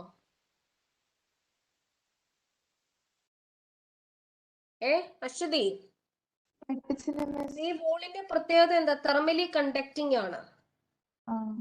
ഈ മെറ്റാലിക് വെസലിനകത്തൂടെ എന്നാ സംഭവിക്കുന്നത്? ഹീറ്റ് ട്രാൻസ്ഫർ ചെയ്യത്തില്ലേ? കുറച്ച് കഴിയുമ്പോ വെള്ളം തണുത്തു പോകത്തില്ലേ? അതേസമയം മാറ്ററിന് എന്തെങ്കിലും മാറ്റം വരുവോ? ഇല്ല. കാരണം ഇത് അടച്ചല്ലേ വെച്ചേക്കുന്നത്. ഇതുകൊണ്ട് it is closed with a lid. ഒരു ലിഡ് കൊണ്ട് അടച്ചു വെച്ചേക്കാം. അപ്പൊ ഇതിപ്പോ ഇവാപറേഷൻ നടന്നാലും തിരിച്ച് കണ്ടൻസേഷൻ നടക്കും, വീണ്ടും ഇവാപറേഷൻ നടക്കും, കണ്ടൻസേഷൻ നടക്കും. അപ്പൊ വാട്ടർ അവിടെ തന്നെ കിടക്കും. മാറ്റർ അന്നേരം മാറുന്നുണ്ടോ? കൈമാറ്റം നടക്കുന്നുണ്ടോ? എക്സ്ചേഞ്ച് ചെയ്യുന്നുണ്ടോ?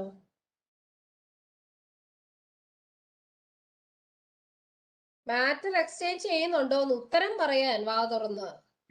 എല്ലാ പിള്ളേരാണോ? ഉണ്ടോ ഇല്ലയോ? ഇല്ല. അപ്പൊ അതാ നോക്കണ്ടേ. It exchange only energy but not matter with the surroundings. കണ്ടോ? അപ്പൊ സറൗണ്ടിങ്സുമായിട്ട് മാറ്റർ എക്സ്ചേഞ്ച് ചെയ്യത്തില്ല, പക്ഷെ എനർജി മാത്രമേ എക്സ്ചേഞ്ച് നടക്കത്തുള്ളൂ. അങ്ങനെയുള്ള സിസ്റ്റത്തിനെയാണ് ക്ലോസ്ഡ് സിസ്റ്റം എന്ന് പറയാം. So that is called closed system. Closed സിസ്റ്റത്തിന്റെ പ്രത്യേകത എന്താ? ദ എക്സ്ചേഞ്ച് ഒൺലി എനർജി മാത്രമേ എക്സ്ചേഞ്ച് ചെയ്യത്തുള്ളൂ, ബട്ട് നോട്ട് മാറ്റർ ഒരിക്കലും എക്സ്ചേഞ്ച് ചെയ്യപ്പെടുന്നില്ല. മനസ്സിലായോ?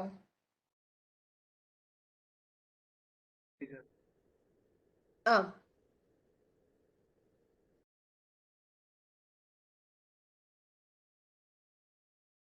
ബിൽന തോമസ്, അലൻസിയ, ആൻ മരിയ ദേവസ്യ, ആൻ മരിയ ജെയ്സൺ, ആൻ മരിയ സണ്ണി, ദീപു, എമി മരിയ, ജോൺ പോൾ അലക്സ്, റിയ. മനസ്സിലാവുന്നുണ്ടോ? രൂപന് പോയോ?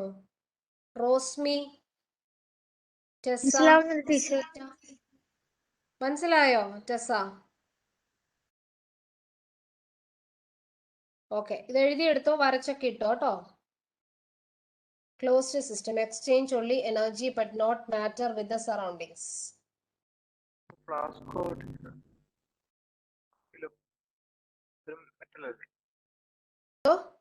ഫ്ലാസ്ക് ഒക്കെ ചെയ്യപ്പെടുന്നുണ്ടോ? ഫ്ലാസ്ക്, തെർമോ ഫ്ലാസ്കിന്റെ കാര്യമാണ് പറയുന്നേ. ഫ്ലാസ്ക് ഒക്കെ നമ്മുടെ ചൂടും പോത്തെ എനർജി എക്സ്ചേഞ്ച് ഇല്ലാത്ത ഫ്ലാസ്ക് ഒക്കെ അവിടെ അത് ക്ലോസ്ഡ് സിസ്റ്റം അല്ല. ഇവിടെ കണ്ടക്ട് ഓക്കെ. അത് ക്ലോസ്ഡ് സിസ്റ്റം അല്ല.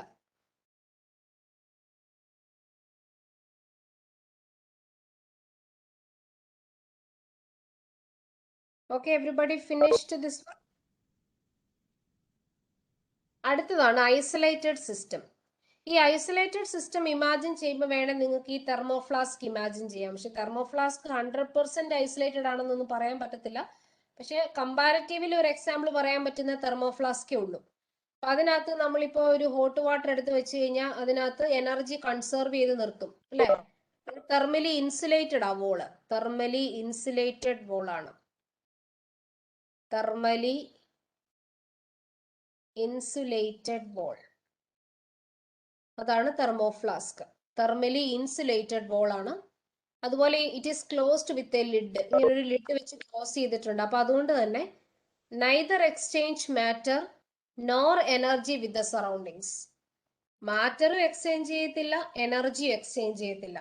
അങ്ങനെയുള്ള സിസ്റ്റത്തിനെ നമ്മൾ വിളിക്കുന്ന പേരാണ് ഐസൊലേറ്റഡ് സിസ്റ്റം. ഇപ്പൊ തെർമോഫ്ലാസ്ക് ഒരു പരിധി വരെയൊക്കെ നിങ്ങൾക്ക് എക്സാമ്പിൾ ആയിട്ട് പഠിക്കാം. പക്ഷെ 100% തെർമോഫ്ലാസ്കും ഒരു ഐസൊലേറ്റഡ് സിസ്റ്റം ആണെന്ന് നമുക്ക് പറയാൻ സാധിക്കില്ല. ഒരു ഐസൊലേറ്റഡ് സിസ്റ്റത്തിന് ഡെവലപ്പ് ചെയ്യാനും ബുദ്ധിമുട്ടായിട്ടുള്ള ഒരു കാര്യമാണ്. അതാണ് ഐസൊലേറ്റഡ് സിസ്റ്റം. അപ്പൊ 3 പ്രധാനപ്പെട്ട സിസ്റ്റമാ പഠിച്ചത്: open system, closed system, isolated system. Open system എന്ന് പറഞ്ഞാൽ എനർജിയും മാറ്ററും സറൗണ്ടിങ്സും ആയിട്ട് എക്സ്ചേഞ്ച് ചെയ്യും. ക്ലോസ്ഡ് സിസ്റ്റം എന്ന് പറഞ്ഞാൽ only energy but not matter with the surroundings. Isolated system എന്ന് പറഞ്ഞാൽ neither exchange matter nor energy with the surroundings. മാറ്ററും എക്സ്ചേഞ്ച് ചെയ്യത്തില്ല, എനർജി എക്സ്ചേഞ്ച് ചെയ്യത്തില്ല. അതാണ് ഐസൊലേറ്റഡ് സിസ്റ്റം.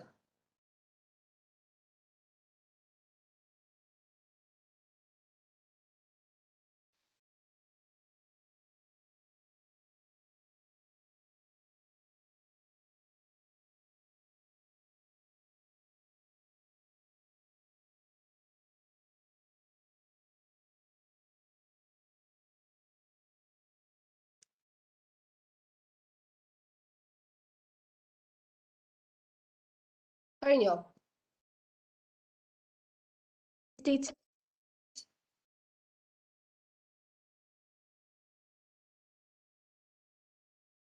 ഇനി അടുത്ത ഹോമോജീനിയസ് സിസ്റ്റം. കൊച്ചു ക്ലാസ്സിൽ പഠിച്ചിട്ടുള്ള ഹോമോജീനിയസ് സിസ്റ്റം എന്ന് പറഞ്ഞാൽ യൂണിഫോം നേച്ചർ ആ throughout. It made up of only one phase. ഒറ്റ ഫേസേ കാണത്തുള്ളൂ. ഇപ്പൊ നമ്മൾ ഒരു ഗ്ലാസ്സിനകത്ത് ഒരു ഗ്ലാസ് വെള്ളം എടുത്തു. ഒരു ഗ്ലാസ് വെള്ളത്തിനകത്തോട്ട് നമ്മൾ കുറച്ച് പഞ്ചസാര ഇട്ടു. പഞ്ചസാര ഇട്ട് കഴിഞ്ഞാൽ എന്നാ സംഭവിക്കും? പഞ്ചസാര ഈ വെള്ളത്തിനകത്ത് കംപ്ലീറ്റ് ആയിട്ടും അങ്ങ് ലയിക്കും, ഡിസോൾവ് ആകും. ശരിയല്ലേ? Am I right? അതോ പഞ്ചസാര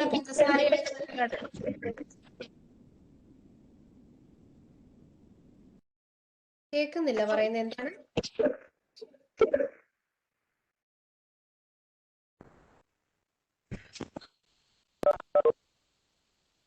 ഹലോ ഹലോ ടീച്ചർ കേൾക്കാം. കേൾക്കാം. ആ അപ്പോ ഇപ്പൊ പഞ്ചസാര കംപ്ലീറ്റ് ആയിട്ട് ലയിക്കും. പഞ്ചസാര ലയിച്ചു കഴിഞ്ഞാൽ നമ്മളിപ്പോ ഒരു പഞ്ചസാര എന്ന് പറയുന്ന സോളിഡാ. ലിക്വിഡ് വെള്ളം എന്ന് പറഞ്ഞാൽ അത് ലിക്വിഡ് ആണ്. അപ്പൊ ഒരു സോളിഡ് ആണ് ലിക്വിഡിലേക്ക്, സോളിഡ് ഫേസും ലിക്വിഡ് ഫേസും കൂടെ തമ്മിൽ നമ്മൾ മിക്സ് ചെയ്തപ്പോൾ നമുക്കൊരു കംപ്ലീറ്റ് ആയിട്ടുള്ള ഒരു ലിക്വിഡ് ഫേസാണ് കിട്ടുന്നത്. ഒരു ഷുഗർ സൊല്യൂഷനാണ് നമുക്ക് കിട്ടുന്നത്. അതുകൊണ്ട് ഒറ്റ ഫേസേ ഉള്ളൂ, വൺ ഫേസ്. ഈ ഫേസ് എന്ന് പറയുന്നത് സോളിഡ് ആണോ ലിക്വിഡ് ആണോ ഗ്യാസ് ആണോ എന്നുള്ളതാണ് ഈ ഫേസ് എന്ന് പറയുന്നത്. അപ്പൊ യൂണിഫോം നേച്ചർ ആയിരിക്കും. അപ്പൊ ഇതിന്റെ ഏത് ഭാഗം എടുത്ത് നോക്കിയാലും എല്ലാം ഒരുപോലെ ഇരിക്കത്തുള്ളൂ. അതാ പറയുന്നത് യൂണിഫോം നേച്ചർ ആയിരിക്കും ത്രൂ ഔട്ട്. ഇപ്പൊ പ്യുവർ ആയിട്ടുള്ള സോളിഡ് എടുത്ത ഹോമോജീനിയസ് ആണ്, പ്യുവർ ലിക്വിഡ് എടുത്ത ഹോമോജീനിയസ് ആണ്. ഒരു ട്രൂ സൊല്യൂഷൻ നമ്മൾ പരിഗണിച്ചാൽ അതും ഒരു ഹോമോജീനിയസ് ആണ്. ഇനി ഹെറ്ററോജീനിയസ് എന്ന് പറഞ്ഞാൽ എന്താ? ഹെറ്ററോജീനിയസിന് ഒരു ഉദാഹരണം പറയാമോ? മോർ ദാൻ വൺ ഫേസ് കാണിക്കുന്ന heterogeneous. Mixture of salt and sugar. വരത്തില്ലല്ലോ മോളെ. Mixer of salt and sugar എന്ന് പറയുമ്പം സോൾട്ടും ഷുഗറും അങ്ങ് വെള്ളത്തിൽ ലയിക്കുന്ന സാധനമല്ലേ. ലയിച്ചൊരു ട്രൂ സൊല്യൂഷൻ അല്ലേ നമുക്ക് കിട്ടത്തുള്ളൂ. ഒറ്റ ഫേസ് അല്ലേ നമുക്ക് കിട്ടത്തുള്ളൂ. നിങ്ങളൊരു മഡ്ഡി വാട്ടർ ഒന്ന് ഇമാജിൻ ചെയ്തേ. മഡ്ഡി വാട്ടർ, ചെളിവെള്ളം. മഡ്ഡി വാട്ടർ എടുത്താൽ എന്നാ സംഭവിക്കുക? കുറച്ച് സമയം നമ്മൾ ഡിസ്റ്റർബ് ചെയ്യാതെ അങ്ങനെ തന്നെ ടേബിളിൽ മഡ്ഡി വാട്ടർ വെച്ചേക്കുവാന്നുണ്ടെങ്കിൽ കുറച്ച് കഴിഞ്ഞ് നമ്മൾ വന്ന് നോക്കുമ്പോൾ ഡീകാൻറ്റ് ചെയ്തായിട്ട് കാണാം. ഡീകാൻറ്റ് ചെയ്യാന്ന് പറഞ്ഞാൽ മഡ് പാർട്ടിക്കിൾ എല്ലാം താഴെ അടിഞ്ഞു കിടക്കും, മുകളിൽ വെള്ളവും കിടക്കും. ശരിയല്ലേ? മനസ്സിലായോ പറഞ്ഞത്? അതിന്റെ മഡ് പാർട്ടിക്കിൾ എല്ലാം താഴെയും കിടക്കും, വെള്ളം മുകളിലും കിടക്കും. അപ്പൊ രണ്ട് ഫേസ് കിട്ടും. ഒരു സോളിഡ് ഫേസും കിട്ടും, ഒരു ലിക്വിഡ് ഫേസും കിട്ടും. അതിനെയാ ഹെട്രോജീനിയസ് സിസ്റ്റം എന്ന് പറയുന്നത്. Non uniform. It is not uniform. Uniform അല്ല. Consist of more than one phase. ഒന്നിലധികം ഫേസ് ഉണ്ടാകും. അതിനെയാണ് നമ്മൾ ഹെറ്ററോജീനിയസ് എന്ന് പറയുന്നത്. ഇതുണ്ട് ഇൻസൊല്യൂബിൾ സോളിഡ് ഇൻ ലിക്വിഡ്. അതിന് ഉദാഹരണമായി മഡ്ഡി വാട്ടർ. സോളിഡ് അല്ല, ലിക്വിഡിനകത്ത് ലയിക്കത്തില്ല. അതുപോലെ liquid is in contact with vapour. അതൊരു ഹെറ്ററോജീനിയസ് ആണെന്ന് പറയാം. അല്ല two or more immiscible liquid. എന്നാ ഇമ്മിസിബിൾ ലിക്വിഡ് എന്ന് പറഞ്ഞാൽ? ഇമ്മിസിബിൾ ലിക്വിഡ് എന്ന് പറഞ്ഞാൽ എന്താ? പരസ്പരം ലയിച്ചു ചേരാത്തത് എന്നർത്ഥം. ലയിച്ചു ഇവര് will not dissolve each other. Will not dissolve each other. അതാണ് immiscible. They will not dissolve each other. പരസ്പരം ലയിക്കത്തില്ല. അങ്ങനത്തെ ഒരു ഉദാഹരണം പറയാമോ ഐവിൻ?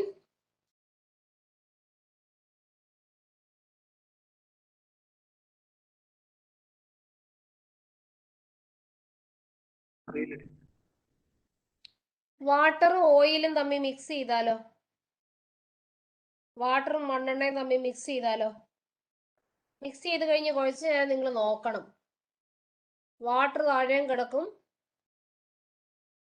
മണ്ണെണ്ണ മുകളിലും കിടക്കും. സെപ്പറേറ്റ് ആയിട്ട് എടുക്കും. രണ്ടും സെപ്പറേറ്റ് ആയിട്ട് കാണാം. ഒരു അക്വസ് ലെയറും കാണാം, ഒരു ഓർഗാനിക് ലെയറും കാണാം. മനസ്സിലായോ പറഞ്ഞത്? അത് ഹെറ്ററോജീനിയസ് ആ. More than one phase. മനസ്സിലായോ? അണ്ടർസ്റ്റുഡ്?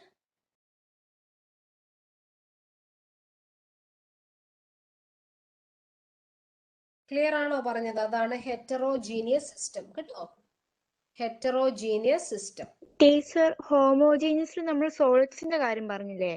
ഹെറ്ററോജീനിയസിൽ അങ്ങനെ രണ്ട് സോളിഡ്സ് തമ്മിലാക്കിയാലോ? ആ മോള് രണ്ട് സോളിഡ് മിക്സ് ചെയ്യുന്ന കാര്യമാണോ ഹോമോജീനിയസിന്റെ കേസിൽ പറഞ്ഞത്? ഞാൻ അങ്ങനെ ഉദ്ദേശിച്ച്. അല്ല, അങ്ങനെ ചെയ്ത് കഴിഞ്ഞാൽ ഹെറ്ററോജീനിയസിന്റെ രണ്ട് ഏതാണ് ഈ ഷുഗറും ഒന്നെങ്കിൽ സോൾട്ട് സെയിം കൈൻഡ് ഓഫ് സോൾട്ടേ നമുക്ക് എടുക്കാൻ പറ്റുള്ളൂ. ട്രൂ ആയിട്ട് ഞാൻ എക്സാമ്പിൾ വന്നിരിക്കുന്നത് ശ്രദ്ധിച്ചില്ലേ? അതായത് ട്രൂ സോളിഡ്, ഇതൊക്കെ കൊച്ചു ക്ലാസ്സിൽ പഠിക്കുന്ന, ഞാൻ ഇവിടെ ജസ്റ്റ് ഒരു ഇതുണ്ടോ, പ്യുവർ സോളിഡ് ആയിരിക്കണം, പ്യുവർ ലിക്വിഡ്സ്. എക്സാമ്പിൾ ആയിട്ട് രണ്ട് സോളിഡ്സ് വരത്തില്ലേന്ന്? ഹെട്രോജീനിയസ് എക്സാമ്പിൾ ആയിട്ട് വേണേ പറയാം. പറയാം, അത് വേണേ പറയാം. ഹെട്രോജീനിയസിന്റെ ഉദാഹരണമായിട്ട് വേണേ പറയാം.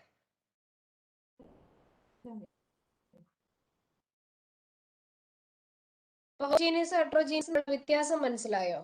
ഹോമോജീനിയസ് എന്ന് പറഞ്ഞാൽ യൂണിഫോം കോമ്പോസിഷൻ ത്രൂ ഔട്ട് ആണ്. ഹെറ്ററോജീനിയസ് എന്ന് പറഞ്ഞാൽ നോൺ യൂണിഫോം കോമ്പോസിഷൻ ആണ് ത്രൂ ഔട്ട്. ക്ലിയർ ആണോ എവറിബഡി?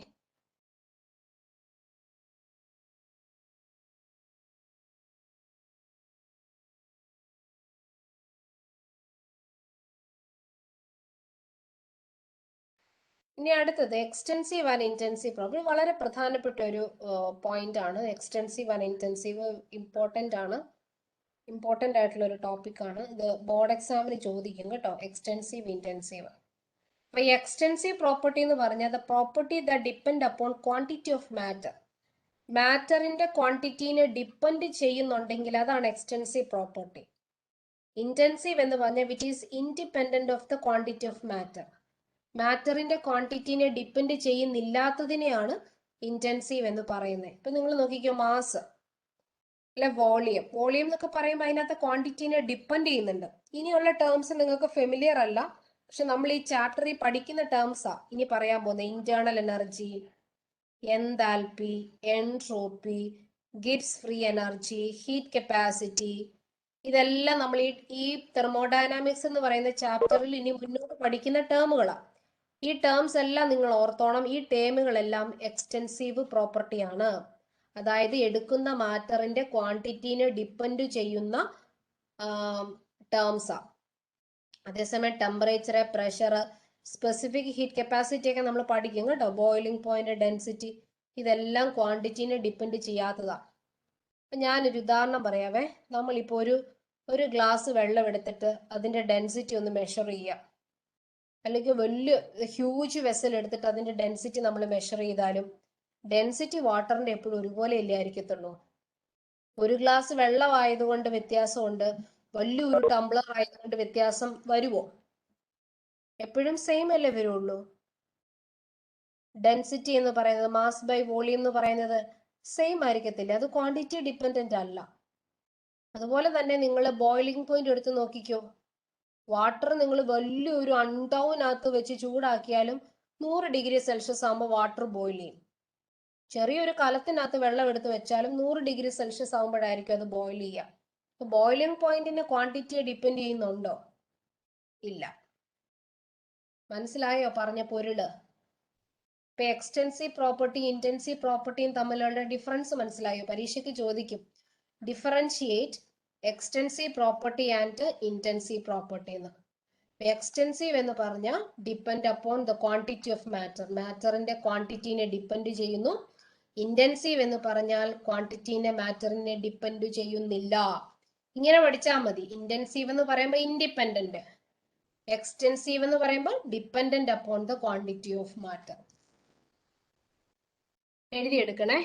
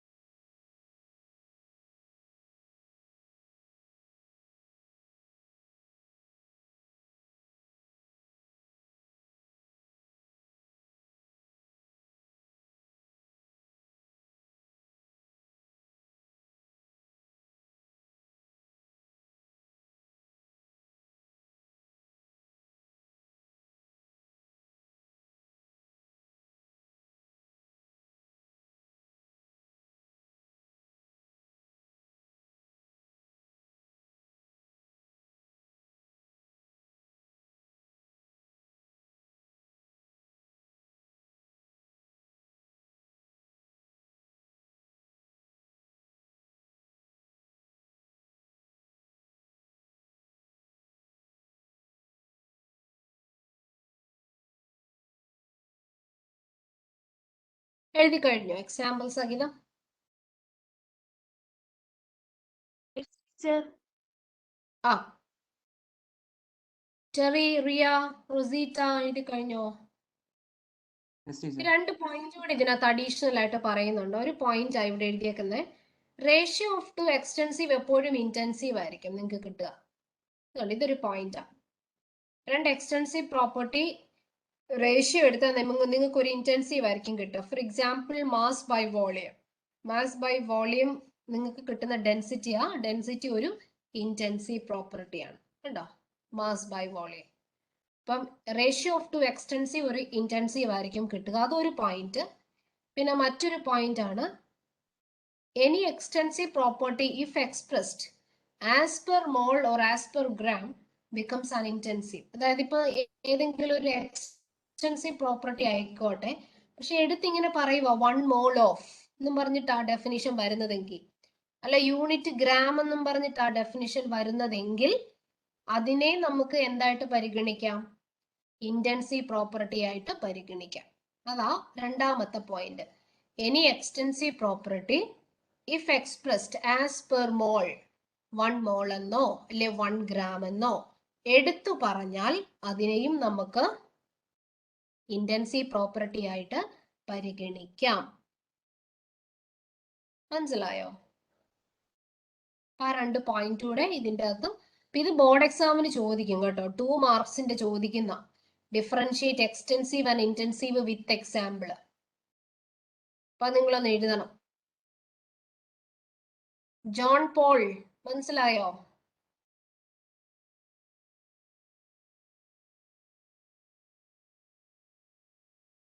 റൊസീറ്റ, ടെറി മനസ്സിലായോ? Yes teacher. ഓക്കെ.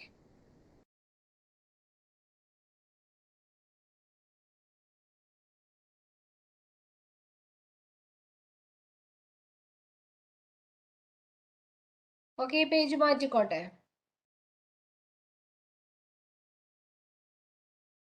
അവസാനം പറയുന്നത് പറയാം. എനി എക്സ്റ്റൻസീവ് പ്രോപ്പർട്ടി ഇപ്പൊ ഏതെങ്കിലും ഒരു എക്സ്റ്റൻസീവ് പ്രോപ്പർട്ടി ആയിക്കോട്ടെ, അതിനെ പെർ മോൾ എന്നോ പെർ ഗ്രാം എന്നോ എടുത്ത് പറഞ്ഞപ്പോൾ ഒരു ഉദാഹരണം പറയണേ, ഈ സ്പെസിഫിക് ഹീറ്റ് കപ്പാസിറ്റിയുടെ ഡെഫിനിഷൻ പറയുന്നത് heat capacity of the unit gram of the substance എന്നാ പറയുന്നത്. യൂണിറ്റ് ഗ്രാം സബ്സ്റ്റൻസ് എടുത്താൽ 1 ഡിഗ്രി സെൽഷ്യസ് ആയിട്ട് റൈസ് ചെയ്യാൻ എത്രത്തോളം ടെമ്പറേച്ചർ ആവശ്യമുണ്ട്, ആ യൂണിറ്റ് ഗ്രാം എന്ന് എടുത്തു പറഞ്ഞിട്ട് ആ ഡെഫിനിഷൻ പറഞ്ഞു കഴിഞ്ഞാൽ പിന്നെ അത് ഇന്റൻസീവ് ആയിട്ട് പരിഗണിച്ചാൽ മതി. അതുകൊണ്ട് ആ സ്പെസിഫിക് ഹീറ്റ് കപ്പാസിറ്റീനൊക്കെ ക്വാണ്ടിറ്റി ഡിപ്പെൻഡന്റ് അല്ലാതായിട്ടാണ് നമ്മൾ എക്സ്പ്ലെയിൻ ചെയ്യുക. ഏതെങ്കിലും എക്സ്റ്റൻസീവ് പ്രോപ്പർട്ടി ആയിക്കോട്ടെ, അതിന് ആസ് പെർ മോൾ എന്നോ പെർ ഗ്രാം എന്നോ നമ്മൾ എടുത്തു പറഞ്ഞു കഴിഞ്ഞാൽ പിന്നീട് അത് ഇന്റൻസീവ് ആയിട്ട് പരിഗണിക്കാം.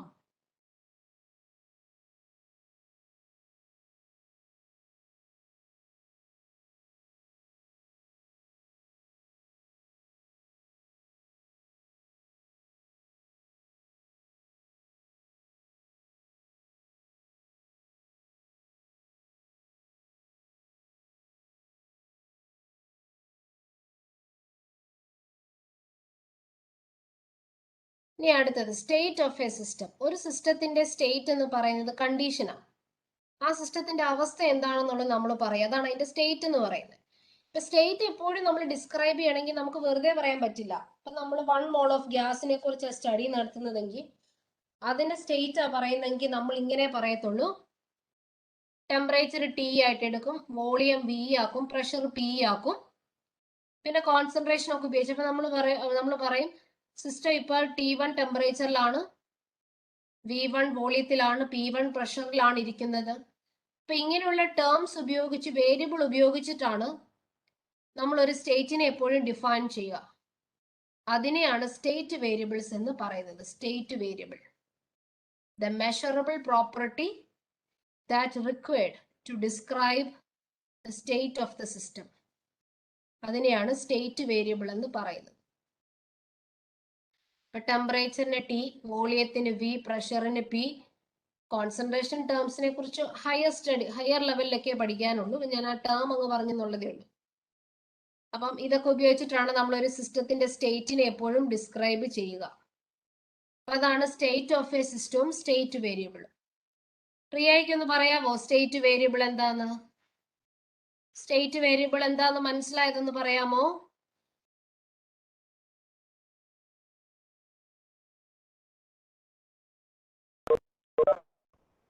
പ്രിയ ഉറങ്ങുവാണെന്ന് തോന്നുന്നു. റൊസീറ്റ ഉറങ്ങുവാന്ന് തോന്നുന്നു. John Paul let them sleep അല്ലേ, അവരിരുന്ന് ഉറങ്ങട്ടെ. ചെറി പറയാവോ? ടീച്ചർ മെഷറബിൾ പ്രോപ്പർട്ടീസിന് റിക്വയർഡ് ആയിട്ടുള്ള അതിന്റെ ആ ഒരു സിസ്റ്റത്തിന്റെ സ്റ്റേറ്റിനെയാണ് സ്റ്റേറ്റ് വേരിയബിൾ എന്ന് പറയുന്നത്. അപ്പോൾ ടെമ്പറേച്ചറും വോളിയവും പ്രഷറിനും കോൺസെൻട്രേഷനും ഒക്കെ സ്ക്രീൻ നോക്കി പറയാതെ ചുമ്മാ സ്റ്റേറ്റ് വേരിയബിൾ എന്താന്ന് മോന് മനസ്സിലായതെന്ന് പറഞ്ഞാൽ മതി. സ്ക്രീൻ നോക്കണ്ട. അല്ലാതെ എന്ന് പറഞ്ഞേ ഈ സ്റ്റേറ്റ് വേരിയബിൾ എന്നാ ഉദ്ദേശിച്ചേക്കുന്നതെന്ന്.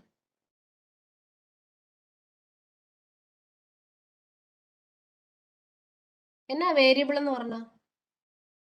വേരിയബിൾ എന്ന് പറഞ്ഞാൽ എന്നാ? ഇവിടെ എടുത്തിരിക്കുന്ന വേരിയബിൾ ഏതൊക്കെയാ?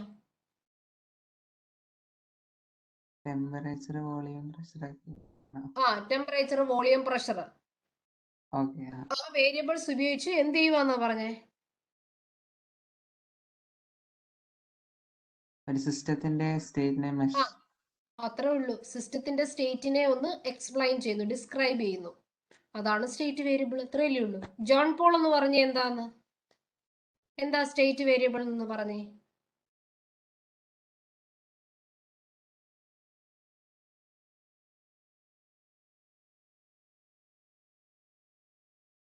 ജോൺ പോൾ ഉറങ്ങുവാണോ? Are you sleeping?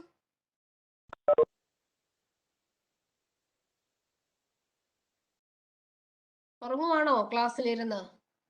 റെസ്പോണ്ട് ചെയ്യുന്നില്ലല്ലോ. റിയ ഒക്കെ കൂർക്കം വലിക്കുവാന്നാ തോന്നുന്നത്. റൊസീറ്റ ഉറക്കമാണോ? ടീച്ചർ പറയുന്ന എന്നാന്ന് പോലും മൈൻഡ് ചെയ്യുന്നില്ലല്ലേ, ശ്രദ്ധിക്കുന്നേ ഇല്ല. ടോണി ആൻസർ പറയാമോ? ടോണി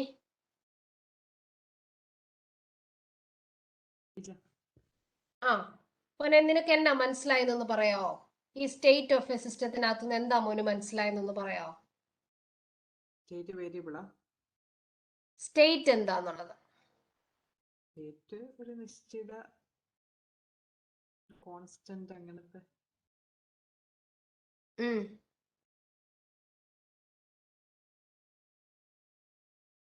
ഒരു സിസ്റ്റത്തിന്റെ സ്റ്റേറ്റ് എന്ന് പറഞ്ഞ സിസ്റ്റത്തിന്റെ കണ്ടീഷൻ അല്ലെങ്കിൽ കണ്ടീഷൻ, അത്രേ ഉള്ളൂ. അതിനകത്ത് കൂടുതലൊന്നുമില്ല. ഒരു സിസ്റ്റത്തിന്റെ അവസ്ഥയെ കുറിച്ച് നമ്മൾ പറയുക. സിസ്റ്റം ഇപ്പൊ എങ്ങനെയായിരിക്കുന്നത്, മുമ്പ് എങ്ങനെ ആയിരുന്നു, ഫ്യൂച്ചറിൽ എങ്ങനെ ആയിരിക്കും എന്നൊക്കെ അതിന്റെ അവസ്ഥയെ കുറിച്ച് നമ്മൾ പറയാ. ഈ അവസ്ഥയെ കുറിച്ച് പറയണമെങ്കിൽ നമുക്ക് എന്തേലും വേണ്ടേ? അല്ലേ വേണ്ടേ? അതാണ് എന്ത് സ്റ്റേറ്റ് വേരിയബിൾ എന്ന് പറയുന്നത്. യഥാർത്ഥത്തിൽ ഈ വേരിയബിൾസ് എന്താ? വേരിയബിൾസ് എന്ന് പറയുന്നത് എന്താണ്?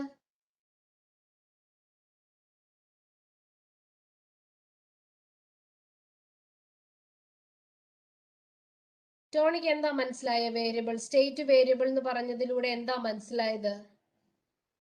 ഒരു സ്റ്റേറ്റ് സിസ്റ്റം ഡിസ്ക്രൈബ് ചെയ്യാൻ ആവശ്യമായ പ്രോപ്പർട്ടീസ് മാത്രം. അത്രേ ഉള്ളൂ. അതാണ് നമ്മുടെ സ്റ്റേറ്റ് വേരിയബിൾ എന്ന് പറയുന്നത്. അതായത് ഒരു സിസ്റ്റത്തിന്റെ സ്റ്റേറ്റ് നമുക്കൊന്ന് ഡിസ്ക്രൈബ് ചെയ്യണം. ഡിസ്ക്രൈബ് ചെയ്യാനായിട്ട് നമ്മൾ ഉപയോഗിക്കുന്ന വേരിയബിൾ, അതാണ് സ്റ്റേറ്റ് വേരിയബിൾസ്. ഇപ്പൊ എല്ലാവർക്കും മനസ്സിലായോ? Everybody clear? എല്ലാവർക്കും മനസ്സിലായോ?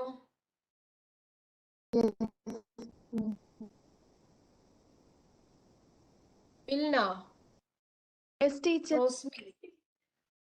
മോനെ മനസ്സിലായോടാ?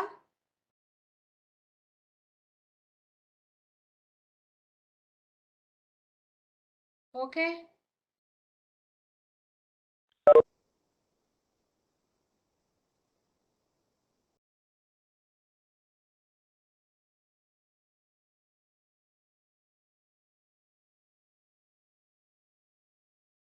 ഇനി അടുത്തത് മനസ്സിലായോ എല്ലാവർക്കും? Okay everybody. ഇപ്പൊ നമ്മൾ ഇത്രയും പഠിച്ചതിനകത്ത് എന്തെങ്കിലും ഡൗട്ട് ഉണ്ടെങ്കിൽ ചോദിച്ചു.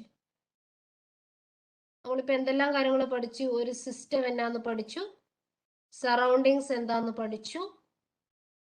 System plus surroundings together constitute universe.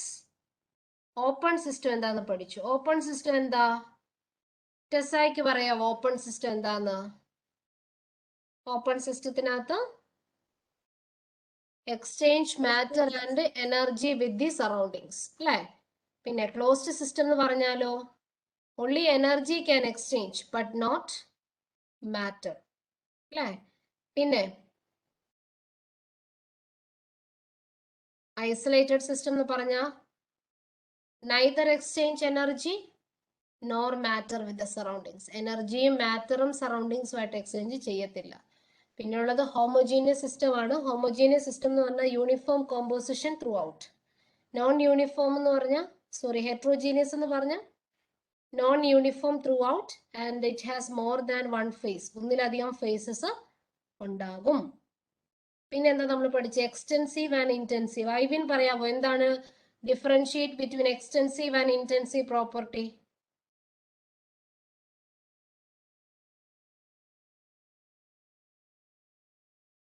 Differentiate extensive and intensive property. ഐവിനും പോയോ?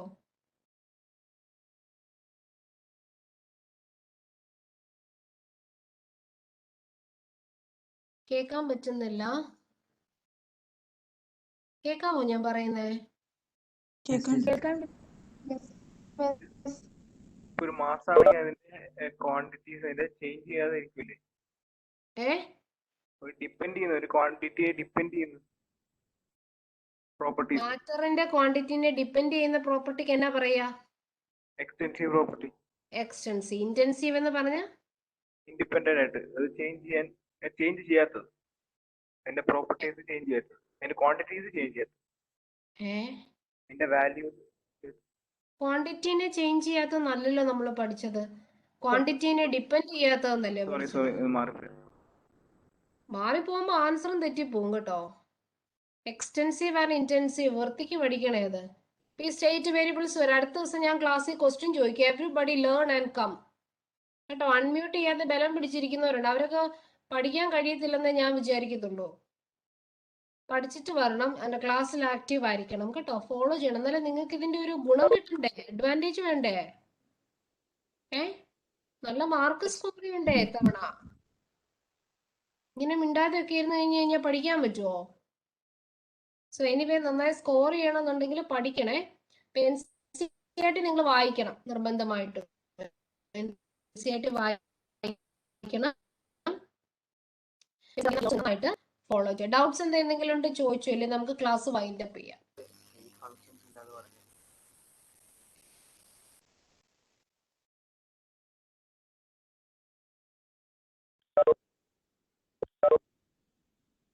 ഡൗട്ട്സ് എന്തെങ്കിലും ഉണ്ടോ?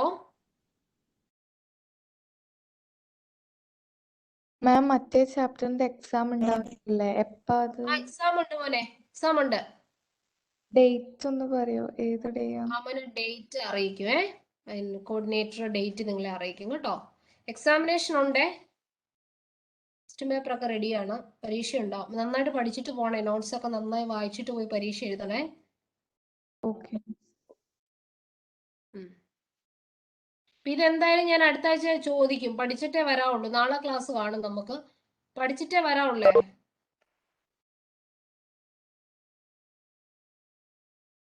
ഓക്കെ. എന്തെങ്കിലും ഡൗട്ട്സ് ഉണ്ടോ നിങ്ങൾക്ക്? ഇല്ലെങ്കിൽ വൈൻഡ് അപ്പ് ചെയ്യാം നമുക്ക് class. Okay. Everybody, thank you very much. Thank you, teacher. Good night. Thank you, teacher. Okay.